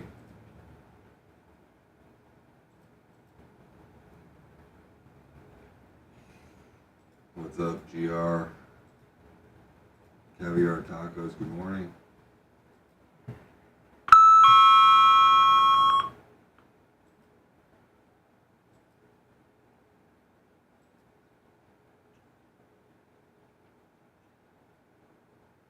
That's brutal. J-Law Bronco, I don't want to know anything about that. Yes, it does, Niz. Yes, it does, Niz.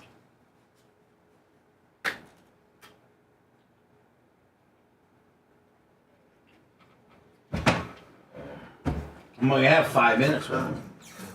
You get 9, I think. Isn't it a 6-minute break? Yeah. He called right as the break happened, so there we go. You may get 9 minutes. I did, Berto. Thank you. I mentioned it a little earlier, but yeah, I'm gonna open it up today. Thank you. What's up, Scott? Goddamn, you don't realize how long.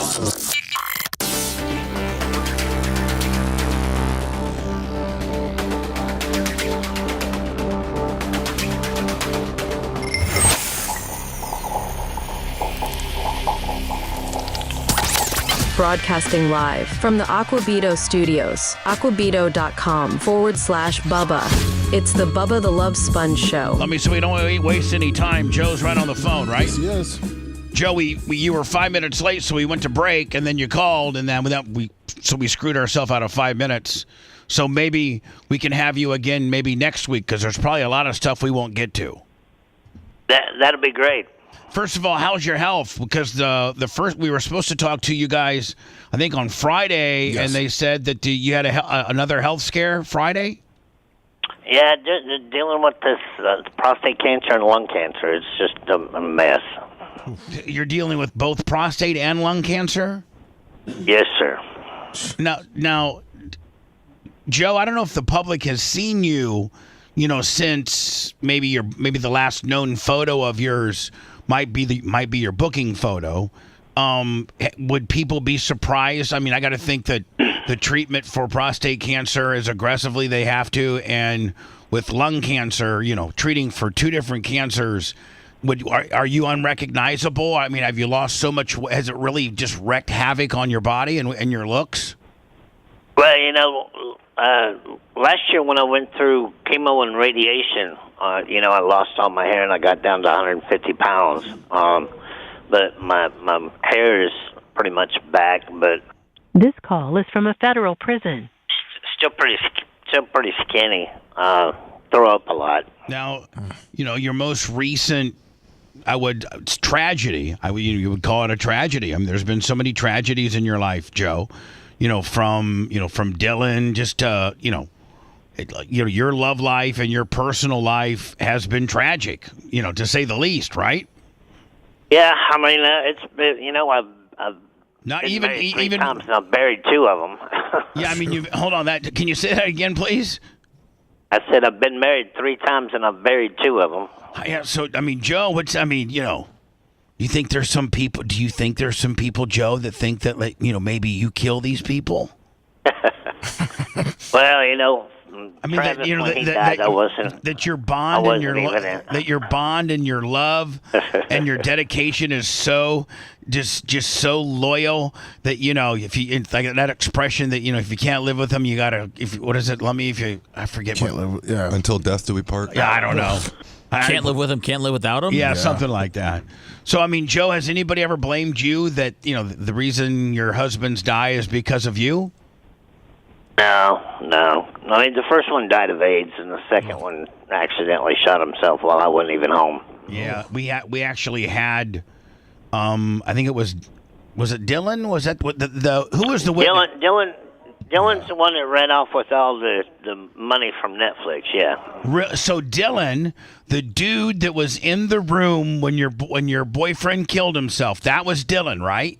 Okay, no, that was my campaign manager. That was Josh Dial. Yeah, and he was, man, I don't know if you know this or not, Joe, but he was making the radio rounds, trying to be a bigwig because he was that guy. I don't know, did you know that he was, trying to do that or did that? Last I heard, he raised something like $16,000 from people and spent it all on meth and ended up doing some kind of mental health treatment. Now, Joe, out of all of your lovers, your most recent lover, you got married in jail there, correct? Yes, sir. Yes, sir. And he, it was named Jorge, correct? Correct. Jorge Marquez, and then. Now, were you guys living in the same prison and being married? Did they allow you guys to live together? No, I mean, we were in the same prison, but we were in different buildings. But we spent pretty much all day at recreation together. But no, we lived in separate buildings. But you could have. There was a common ground where their yard went into your yard, so that you could see them obviously daily and probably for quite a bit. Oh yeah, 6-7 hours a day. This call is from a federal prison. And so, are you there, Joe? Yeah, I'm here. All right, it gave us that federal prison gimmick. So, was the most recent tragedy is that he was, you guys are hanging out, you're married, you're in prison, and next thing you know, with Trump's new, stricter policies with regards to immigration, I don't know, but they took your husband back to Mexico because they say he was illegal. Yeah, I mean, we knew that he was going back way before when we met, over a year ago. Oh, the media kind of didn't report that. They kind of made it it more tragic. This was not Trump's fault. We knew over a year ago that he was going to be deported when Biden was still in office. Oh, okay. So, but people try to make it something more than it really is. You know what I'm saying? Right. Yeah. So, he was just in prison for a re-entry. Talking about the one thing that you're probably want to talk most about, and that is all these pardons. I think you probably feel that potentially you should have yours looked at, especially with the Chris Lees and some of these dudes did some pretty egregious stuff. And now, Joe, what officially do they have? Do they have you on? Like, what did they officially put you to prison for? What were your charges? Okay, I started out with one murder for hire charge, and when I got arrested, I pled not guilty, obviously, and I wanted a trial. Okay, and the minute I asked for a trial, they superseded my indictment with 22 more charges. So I ended up with 23 charges, and they added another murder for hire charge on there, and then all of the animal charges. And, you know, the news media, the thing that disappoints me the most about the news media is they keep saying that I have animal cruelty charges and animal abuse charges. I have never been accused or charged or anything of animal abuse or animal cruelty. Now, what does it mean? Is that just the fake news or the media drumming up that? Because it naturally ties into the story? It is, absolutely, because all of my animal charges are paper charges, you know. I'm actually doing prison time because my veterinarian screwed up a health certificate. Oh, wow. Now, but hold on. Let's get to the murder for hire stuff, though. And we all watched Tiger King. And listen, documentaries are shot to be one way or the other. And they shot Carol Baskin to be the hero and for you to be the villain. And, you know, that's the way it was shot. And, you know, Karen Baskin, obviously, I think, slipped away. And I think she's as big a criminal. I think she's the biggest criminal of all. And she can take me to court all she wants. But here's the bottom line is, you know, she's walking the streets free. And, you know, you took all the rap. So when they say murder for hire, who did you talk to and what did you say in order for them to, you know, did you say it to an undercover cop or did you, you know, just broadcast it on your little internet show? Like, where did they get these two incidents for murder for hire? Okay, well, you know, it's kind of a long story, and again, we'll probably have to do this again next week to finish it. But okay, if you know Jeff Lowe, the wannabe hipster from the movie, the guy that came in from Vegas and tried to save the business and loaned you a bunch of money, and then tried to become a mega star in Vegas by being the cat handler. He's a real overall piece of crap. Right. Okay. Now, Alan Glover, the hitman, worked for him for years. Okay, doing all of his dirty work. All right. Well, Jeff. So Alan Glover is Jeff Lorre's known hitman. Right. Okay. Right. Okay. And Jeff and James met at an Applebee's one day in Ardmore, Oklahoma, and called Carol Baskin. And this all came out after my trial because now we have their telephones, their cell phones, and we have over 700 phone recordings of the federal agents knowing that their witnesses were lying in order to put me in jail. All right, so Alan Glover made up the story with Jeff and James that I paid him $3,000 to go to Florida and kill Carol. Well, you know, and that's what convicted me was just hearsay. Okay, did they have witness. Did they have a check? Did they have any way to trace the money to verify that it was $3,000? Like, did they have any type of financial instrument that would show you made that payment? Nope. All they had was his word, and you know, no texts, no written, you know, no correspondence at all.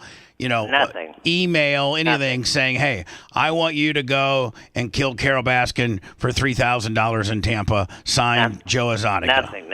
They had nothing. So they have. And that's the sad part about federal court is they can convict you on just a witness testimony, where in a state court they have to have circumstantial evidence. You know. So, I have an actual attorney in here. And, Jay, so on the federal, they can convict you on circumstantial evidence, maybe not, you know, rock solid, whereas state has a far more, you know, bigger burden than they do on the federal level. It sounds like he's saying you have to have something to verify the verbal hearsay statement. And that there was nothing to verify this verbal statement that there was a $3,000 agreement for him to kill Carol Baskin. Here's the deal, Joe. Here's the deal. She didn't get killed. Right. And I don't know that she ever really reported that there ever was a hit on her life. So, like, I don't get it. She never did. Hey. Oh. Okay, that was a good start. No, I think we got. I think we got lightning in a bottle. I think he's ever been interviewed this. And I think I'm killing it. Yeah, he was getting. Does he realize? We were really peeling that back. Yes, he was. Let me just get a hold of him and tell him we'll pick it right back. We'll pick it up from. Attempted hire for murder of Carol Baskin. She never got harmed. Based on a hearsay statement. God, I mean, I didn't know that. They made it seem like there was some big scheme and they had all this evidence. And, normally conspiracy to commit murder requires an expressed agreement. And then if like you and I have an agreement to take somebody out, there has to be an overt act towards doing it. Right. Like you're saying, and your questioning was like a lawyer. Right. Is there a written document? Is there an email? Is there a text? Is there some sort of a financial document? Right. All those things. None of that exists. So to me, I'm like, how can they hold this guy on that flim-flamming bunch of bullcrap? Exactly. Right? Like they don't have him on phone. They don't got a written, saying, hey, Jim, this is Joe Exotic. Yeah, $3,000 for Carol down there in Tampa. Right. You know what I'm saying? Yeah, okay, buddy. I watched enough Dateline, but I still remember from law school. And, a conspiracy is a very specific thing. It requires an expressed agreement. You and I have some sort of an agreement. Yeah, let's do this. And it's written or it's confirmed somehow. Then I either start paying you, there's $3,000 transfer, or you make some overt step to go to Carol Baskin's place and you start scoping her out and seeing what her habits are. That's what a conspiracy to commit murder looks like. So let me tell him, man. Monday? Whatever. I mean, okay. Monday, because we'll have Jay. Yeah. In here. Yeah. And we'll just pick it right back up. I think we're really getting into some good stuff. For sure. Stuff that the documentary didn't get into. Stuff that I don't know that people have asked him or not. What about when Jorge sat on gave him the that's true. We didn't get there either. prints of his story time with Joe every Monday at 9. Anus. Oh, hold on, you guys are what? Tell me what happened. No, Bubba. Remember his boyfriend before he left. The parting gift was he stamped his butt. He stamped his butthole, and he sat down on the page. You guys remind me butthole, okay? Yes. I thought you knew. I thought you had it locked and loaded. No, I forgot about it. I should have said, Joe, another big whodunit is, before they took Jorge away from you, that he made copies of his butthole for you. Yeah, I thought that was top. Well, certainly, Seth, that'll be a really nice icebreaker to begin with on the next one. So, do you want story time with Joe this Monday until his story's over? Story time with Joe in 15-minute increments. He's going to have a 9-appearance story. That's a brilliant idea, producer. Oh, you're trying to say that every Tuesday at or 9? Monday. I was going to say Monday. Every Monday we call Joe and we just do story time with Joe and then we put it all together? Yep. Yes. I mean, because I think that he'll go on every Monday. I mean, I think that he loves the promotion. Yeah. And that you could have a standing, and Lummy, maybe for doing that, we'll tell him we'll put $100 in his commissary. That goes a long way, man. No, but you know what I'm saying? Yeah. So, you appear every Monday from 9 to 9:15 called Joe's Story Time. And we'll you tell us where to send it. We'll put $100 in your canteen a month. Perfect. Yeah. Dude, that's some depressing stuff, though. I know, but think about how much if what he says is true, Jay, I mean, I have felt railroaded in a lot of instances in my life, but my God, it takes my stuff and makes it look like a Cinderella story, does it not? It does. As deep as they've gotten, where they they say that you said you wanted to hire a hitman, not that you hired one, right? not that you have undercover footage of you having a brown paper bag and given to a federal agent, in a shady ass parking mall. Not that they have an email or a text or anything. They just have the testimony that an FBI agent or somebody else, Joe McGillicuddy for that matter, just somebody said that you said you'd like him to kill Carol Baskin for $3,000. Guilty. All verbal. All circumstantial, but man, on the federal level, they could really shove it up your ass that way. Well, no pun intended. That's what Joe's a ham sandwich. There you have it. That's what Joe. I mean, man, and listen, I can certainly testify when they got it out for you. They got it out for you. They ain't giving you another chance. When the entertainment business puts their boot on the back of your neck, it's tough to get out from underneath it. It really is. And he's got that legal boot on his neck now, Jay, that makes it just that much harder to unwind a potential. Listen, half of his problem, Jay, would be the fact that the potential people he would need to get information for would be telling on themselves. You know what I'm saying? Yeah. So, like, they're not going to admit to fault. No. I really feel for the dude. Maybe a pardon might be the only thing that set this guy, I don't know. I don't know that an appellate judge, upholds an appeal on that. Because at that point, it looks like the judges did something wrong. Well, but I don't feel like anybody's really concerned about the Joe Exotic case except for him. I just think it's so white trashy. It's funny. No, I know. I know. But I'm saying, I'm not trying to hard sell it into that becomes our identity. But it's like we have Alex on Wednesdays just to BS. I mean, just BSing with Joe Exotic. After we go through his story, what'd you do this weekend, Joe? How many guys did you kiss, or just whatever? Yeah, no, I know. I wasn't saying that nobody cares about it in that way. I was saying I don't think that there's anybody in the legal system that is working hard to get him free. You know what? You're exactly right. That's another problem in the fact that it's not the necessarily most publicly user friendly. Right. It's not the rave to be the supporter of Joe Exotic. It's not. Right. Kanye's not telling Trump to let Joe Exotic out of jail like he was. The other guy who he got. But you're right. Whoever it was. You're right. It's not a sexy.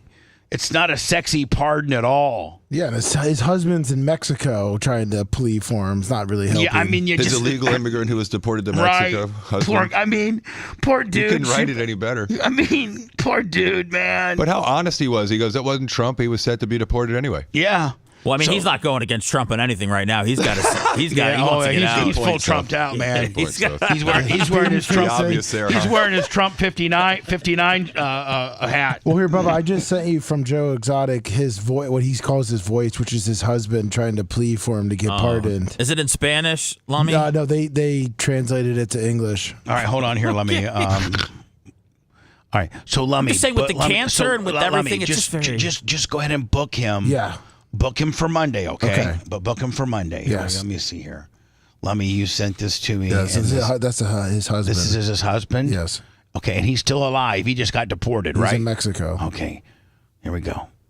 Hola, muy buenas tardes. Mi nombre es Jorge Flores Maldonado. Soy el esposo de Tyler King.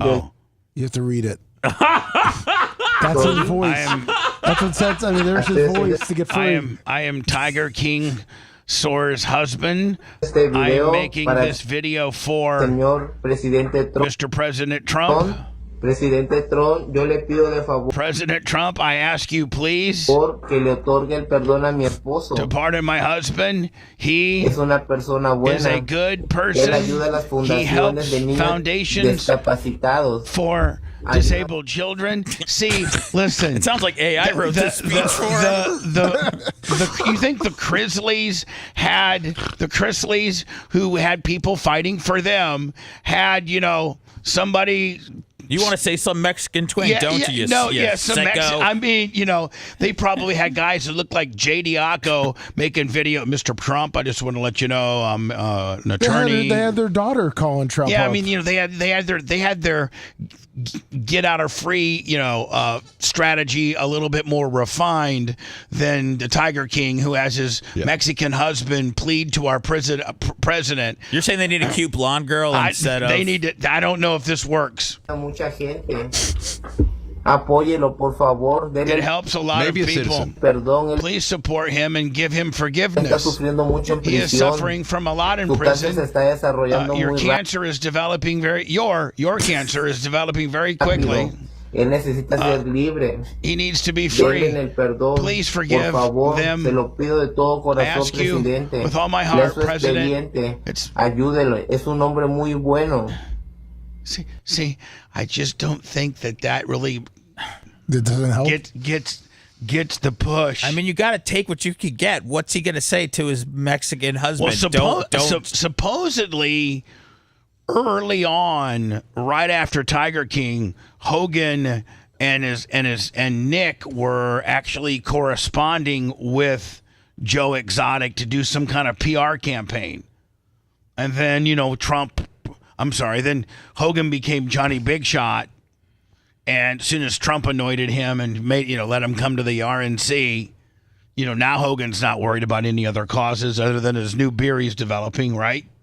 Yeah. So, are you saying Hogan should lead the charge to get Joe Exotic out of jail? Well, yeah. I'm saying that I was told that Hogan and Nick had correspondence with Joe Exotic and for Hogan to be the spokesperson of getting him out. Was this like years ago? I don't know. Recent? I don't know when it was. I think it was more recent. Do you think you could be the guy, Bubba, to champion his cause? I don't want to be. You don't want? Okay. So you're busy. I know you're busy. Yeah, too busy. I don't want to be. I want to be the guy reporting it. I want to be the guy that's crafting it. I'm the one that's moving it. I'm the one that's kicking the can down the road. Getting daily updates from him, and maybe I don't know. But if you got him out of jail, I bet he'd let you tap that at least once. I don't want it. I don't. You can't pass up Did you a make tap. a copy of the butthole for him? Yeah. Oh, ick. Oh. I mean, listen. If we were to be intellectually honest, his butthole's gone through a lot. Oh. I mean, I'm just saying. Yeah. If you're in the, I want to get, the best feeling I can. Joe Exotic might not be the man. I mean, he's been with a lot of men. He's been with a lot of men, and you know what they say. I mean, Yeah. Do you? One time makes you gay. I'm out on the statement that he's been with a lot of men. I mean, I'm out. There's a lot that entails being with a lot of men, as compared to being with a lot of women. A lot more rougher, just a real more harsh of an experience being with a man. What if Joe's the one that's making the delivery? I don't know. I don't think Joe is. Well, you know what? Listen, let me write down Hogan, and then write down. I'm going to ask him what his role, and maybe go through. Pitcher, catcher. Give me all of his husband's names, Okay. and I'm going to go. We're going to play a new game called Pitcher or Catcher. Yeah. And then we go. Okay, listen, Joe, you know what we're talking about when we talk about pitching and catching. Like, what we're talking about. And he's going to be like, yeah, I know what you're talking about. And be like, okay, we're going to go through each one of your relationships. And we collectively are going to guess whether you were pitching or catching. Like, there's no way that little guy was giving it to Joe. I'm just saying, Joe was handling that dude. Curious minds want to know. I mean, hold on. Tell me right now that you're not going to be tuned in on Monday at 9:10 at 9:05 in the morning for us to have Joe Exotic on the air to find out that if he's a pitcher or a catcher. Story time with Joe. Joe, part Probably, 2. you know what? I got to be honest with you, Seth. In full journalistic, praising myself. I don't know that any other interviewer or content provider has ever asked him that question. I don't know that anybody has ever, in a journalistic way, asked him that question. Well, we'll be waiting to get our front spot on TMZ that day after we get his answer. If you love that segment, then check out BubbaArmyHQ.com and do a deep dive on past shows. The Bubba the Love Sponge Show will be right back.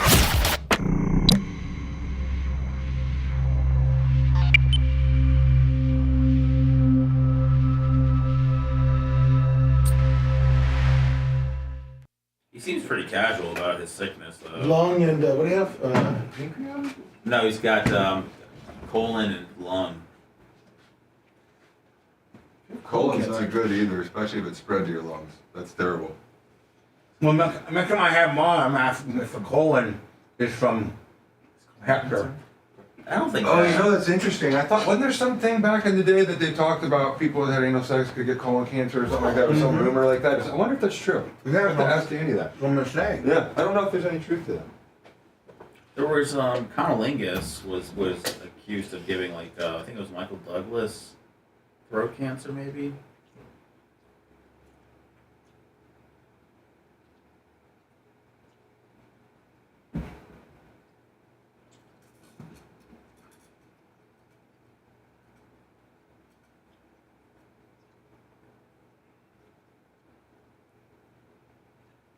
What's up, Kabuki?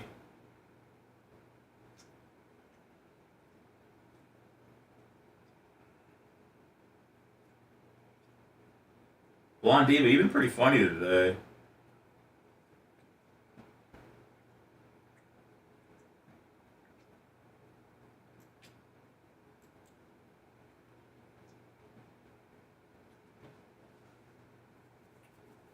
Hi, Sam. Man, I feel talking to Joe is just depressing. I mean, I know. Makes you feel like your life ain't that fucked up, doesn't it? Well, I mean, obviously not the cancer, but the other stuff is. I mean, the other stuff getting fucking straight railroaded. I know, but he's not the most savory guy. What up, Mr. Kostika?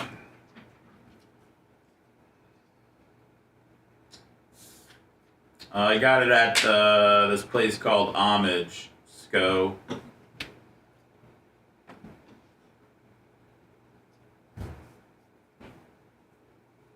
Thanks, Jay Bowler. What up, Bubba Nash? Did I say Kostika? I think I did.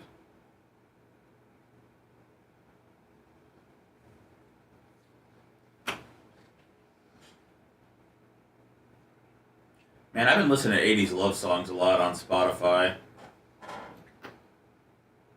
Every time the Costa Rica, that's all they have on their radio is that it's like Air Supply. Really? Yeah, everything. In Jamaica, think about how, I mean, in Costa Rica, think about this year in Costa Rica, you know, you got these villagers are just chilling the fuck out, and they're listening to 80s fucking, it almost like brings you back, doesn't it? It sure does. Sometimes I'll just leave it on. It's also troubling to think that the 80s were 40 years ago. I know. You know, when we were kids, Seth, well, not you, when Bubba and I were kids, 20 years before that was the Beatles. That seemed like ancient. And we're listening to 40-year-old music. It's crazy. That was like Elvis.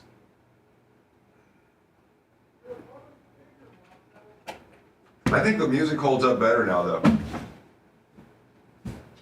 Yeah, the 80s always kind of seemed like a joke, or people made a joke about it, but I liked it. I thought there was a lot of solid music that came out. Yeah, and the 90s were super good for rock, for guitar music. That stuff all holds up. There's so many good bands from that time period, early 2000s. The 80s was just all over the place. But you know, there's some bands that when you go back and listen to them are really good, like the Cars. No, but fantastic band. Their guitar riff. I know, but excellent. see, like that's what I'm saying. Like the 80s was so like from the Cars to Cyndi Lauper, right, to AC/DC. You could hear that on the radio, right, to AC/DC, to Billie Jean, to Bon Jovi. If you're listening to Top 40 radio, you know that didn't, you know, you. Literally in the 80s, that would be the songs that they'd play, and you could never play that. That would be a fucking train crash by today's standards. 3 different genres in 3 minutes. Yeah. I was gonna call you the police. I do not listen to Steel Panther BS Profile. I have nothing against them. I do. I listen to Steel Panther. Is that hair metal? Deftones. Yeah. You know what I listened to is Queens of the Stone Age lately. It's really good. I didn't listen to it. Oh, you might be right. He might have said prostate cancer. He did. He did say it wasn't cold. Sorry, my bad. I don't know much, but I know I love you.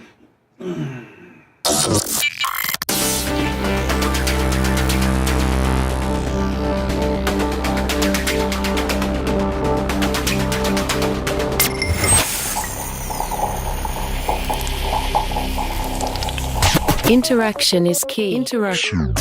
Call now 813-90-BUBBA. Now back to the Bubba the Love Sponge Show. Vicariously entertaining. Thank you. I left so much meat on the interview table, Lummy. I feel like I failed. You know, I didn't get into the butthole deal. You only had 9 minutes in your offense. We rolled the dice, and yeah, I didn't get into, but we'll pick it up. We'll pick it up with that.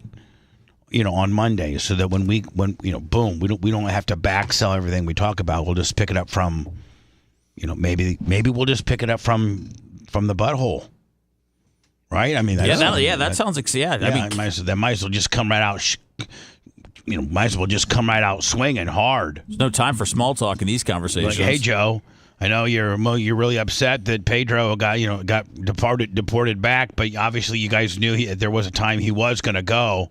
So did that, knowing that you had, 2 or 3 years before Pedro had to go, did you guys, often practice butthole art together? Like, is that why they do it? Is that why the butthole art turned out so good? Is because you guys knew he had a date he was leaving, so you guys could, what better way for a couple to stay together than to do butthole art, right? I mean, have you done it with Erica? No, I quite frankly haven't thought of it up until this point. Maybe you'd really bond if you did. I mean, I don't know that I'm a butthole art kind of guy. I mean, if I was to think about the perfect butthole, I'd be like Jay. What? What in the hell? What? Wow, okay. No, what I'm talking about, like, as far as the ability to ink up our butt and to get it on a piece of paper, I think Jay would have the better chance of getting, some remnants of a butthole than me, Lummy, and what? And well, maybe you, Seth. You might be able to. Good job, Again, Seth. we've determined that the only way you can make butthole art is to get a piece of paper and put it on a 2x4. Danny could carve a perfect one out of a bar of soap. Well, I understand that. Thank you. But that's not nobody's interested in soap buttholes. You can only go so far with a soap butthole. You know what I'm saying? Yes. In prison, that'd probably go far. I mean, I don't think a soap butthole really is not as worth much in prison. You know what I'm saying? It may be worth more than you think. Now a soaped up butthole. Now that might be a different story. So let me make sure that every Monday we're gonna do Joe until we finally get all of his white trash wackiness out, and that he'll always have some kind of drama to go, right? Of course. I mean, we love drama. Please. So anyway, the NFL, I guess, are they? Is this a new way to market? Yeah, this is real. This is real. I've got some comment. Oh, and this is real. And let me know, is this endorsed by the NFL? Yes, it is. It was on their Twitter. Is this for Gay Pride Month? This is what they're. Yes. Okay. Here's one. Football is gay. Football is lesbian. Football is beautiful. Football is queer. Football is life. Football is exciting. Culture, transgender, power. You guys are amazed that I can go that fast. Mm-hmm. Tough, bisexual, strong, freedom, American. I mean, football is American. It's accepting. It's everything for everybody. NFL Pride Month. NFL proudly supports. Hold on. What's the Trevor Project? NFL proudly supports the Trevor Project. I think it was a guy that played for like Rutgers or something and had died from a concussion or something like that. Suicide prevention for LGBTQ and young people. Oh God, I'm so stupid. The Rutgers guy you're talking about just broke his neck on a kickoff. Oh, see, I knew I wasn't wrong. He wasn't openly see, Lummy, you can see where Eric LeGrand. I mean, hold on. You can see where I would kind of maybe, you can see the mess up there. Yes, yeah, it's okay. Rutgers, guys, not doing so good, and the Trevor, same thing. Trevor goes to Rutgers. Oh. Anyway, so the NFL proudly supports the Trevor Project. We've determined what the Trevor Project. It's a suicide gimmick from a former player, I think, from a former NCAA football player that was part of an active program. I think it's a relatively, new thing, the Trevor Project. Right, I think he killed himself fairly recently, didn't he? It looks like the project was founded in 1998. But when did they name it the Trevor Project? Was it? Well, the Trevor Project is a 1998 suicide prevention. But was Trevor a football player? No. It was about Trevor, a gay 13-year-old boy who was rejected by friends because of his sexuality and attempt suicide. It's a documentary on HBO. So they're taking a kid named Trevor and kind of giving you a timeline of his tough life as being gay and inevitably, made him take his life. Yes, it looks like he might have played football in the Pee Wees. Oh, okay. Anyway, LGBTQ youth with at least one accepting adult have 40% lower risk of attempting suicide. Hold on. What? Be like, come on, NFL. What? You're going to fragment this down into some stupid statistic that... I feel like that's an important one. I mean, if you don't have any accepting adults in your life, it means you have a higher risk for suicide. If that's right. I mean, isn't that trying to tell people to be more accepting? I just don't understand what that has to do with the NFL. Yeah, like that's personally. Just, I mean, yeah. Well, it's Pride Month. Yeah, I think that's ridiculous at this Pride Month that we need to promote sexuality to children. It's ridiculous. Right. The parades they're doing in St. Petersburg. Look, I am open-minded, and I believe anybody should be able to live the way they want to live as an adult. I do not believe you should promote anything like this to children, whether it's heterosexuality or homosexuality. Any sexuality to children is wrong. And so I've got a problem with it when this is this is the face of the NFL. You know who won't like that? My 18-year-old son, my 13-year-old daughter. They'll find that repulsive because what does that have to do with football? By the way, we barely got to our click. And that's if I get to it right now. Suge Knight exposes Diddy. Did that really happen? Well, Seth was telling me yesterday about a story. Sean Combs' sex trafficking trial enters a fourth week of testimony as we hear from Suge Knight, Combs' rap rival whose name has come up often at the trial. Dan Abrams is standing by.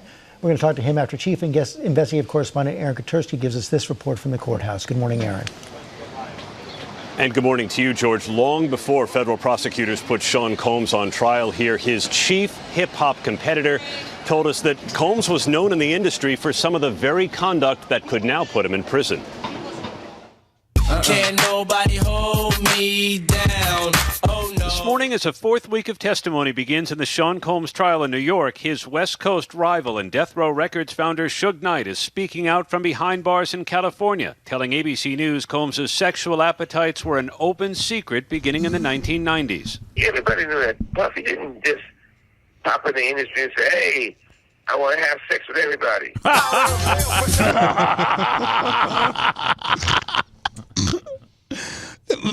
I'm just thinking legally, Jay, what standing does Suge Knight, who's in prison, really... if you're a good attorney, you're going to be like, of course this guy's going to say bad things about he's in prison. Right. The rivalry between Combs and Knight, notoriously marked by the shooting... And I think Knight's in for about another 20 years. What is it? He tried to kill someone or kill someone with a car, tried to run somebody over with a vehicle on a really unnecessary thing. He completely didn't have to be a dick. He seems very comfortable in jail. You're right. You know what? I think jail is his zen place. I don't think he's asking for a pardon. Yeah. I think he's cool. I think he likes jail. He does. I think Suge Knight happens to be one of the freaks in the world that prefer jail.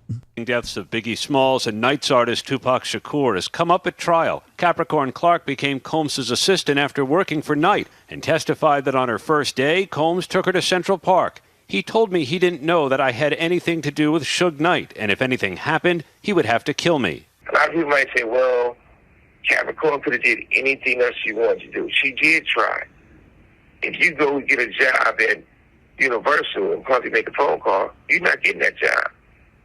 If you go get a job at a talent agency or in the movie business and probably make that call, your career is over. Knight has come up during trial at least 50 times. Another former assistant, David James, testified he once spotted Knight at Mel's Diner in Los Angeles and was then forced to accompany Combs, who he said was armed, to confront him. If there's anything that... And what kind of life these dudes living? You know what I'm saying? It was. You see some dude now, his mob's going to come and make you come testify to some other dude? Right? Some really ghetto stuff. Suggesting that I was doing anything illegal, I'm going to say definitely not. Knight, who spoke to us from a California prison where he's serving time for a fatal hit and run, expressed some sympathy for Combs. I don't feel that they should take Puppy and lock him up and throw away the key. I think he can do so much good right now. Him telling the truth about the industry. Yeah, well, guess what? The industry doesn't want you telling the truth about them. Am I right, Jay? 100%. I mean, big industry. They don't want you flapping your gums. They're done. And despite their long-standing rivalry, Suge Knight told us he does not hate Sean Combs. Now, a new week of testimony begins here this morning with Combs' former assistant testifying under the pseudonym Mia, back on the witness stand and under cross-examination. Doesn't it seem like people are kind of losing interest in it a little bit? Yes. On the P. Diddy deal, to me, it seems like people are kind of losing interest in it. Well, I think it came out firing. It obviously with having Cassie, and then there was more interest because the celebrity aspect with Kid Cudi. Yeah. And then it's starting to fizzle out a little bit. Suge Knight's been mentioned in I think every court case that's happened in the last 25 years. So. Right. Exactly. What Lemmy was talking about was there was a story the other day about Ray J, the one who was in the sex video with Kim Kardashian, and he said that. Suge Knight used to send guys to the grocery store to buy a bunch of butter, and then that Suge Knight would have sex with guys, and he would put the butter in their butt before he did it. So what we can say legally is that he would use the butter for lubrication. Yeah. Yes. Yeah, and they said that he was pretty well known for that. So using butter for lubrication. Sending guys making a guy to go buy his own stick of butter. 25 sticks at a time. Yeah. Wow. Oh my 25. God. 25 sticks at a time. Yeah. Extra butter, Guys. Okay, Aaron, let's bring in Dan Abrams for more on this. Suge Knight, important witness. I'm sorry, but as kinky as I can be, or I want to be, or have been, I draw the line at bring coconut oil butter. It's really. I know, but you have to go in the refrigerator, get your own stick, and then get it all warmed up and stuff. Well, you talked to Suge Knight about it, man. Suge Knight's basically saying at this point, from behind bars, you have to understand there's more context here. He's not the only one who was doing things like that. He's sort of walking a very fine line.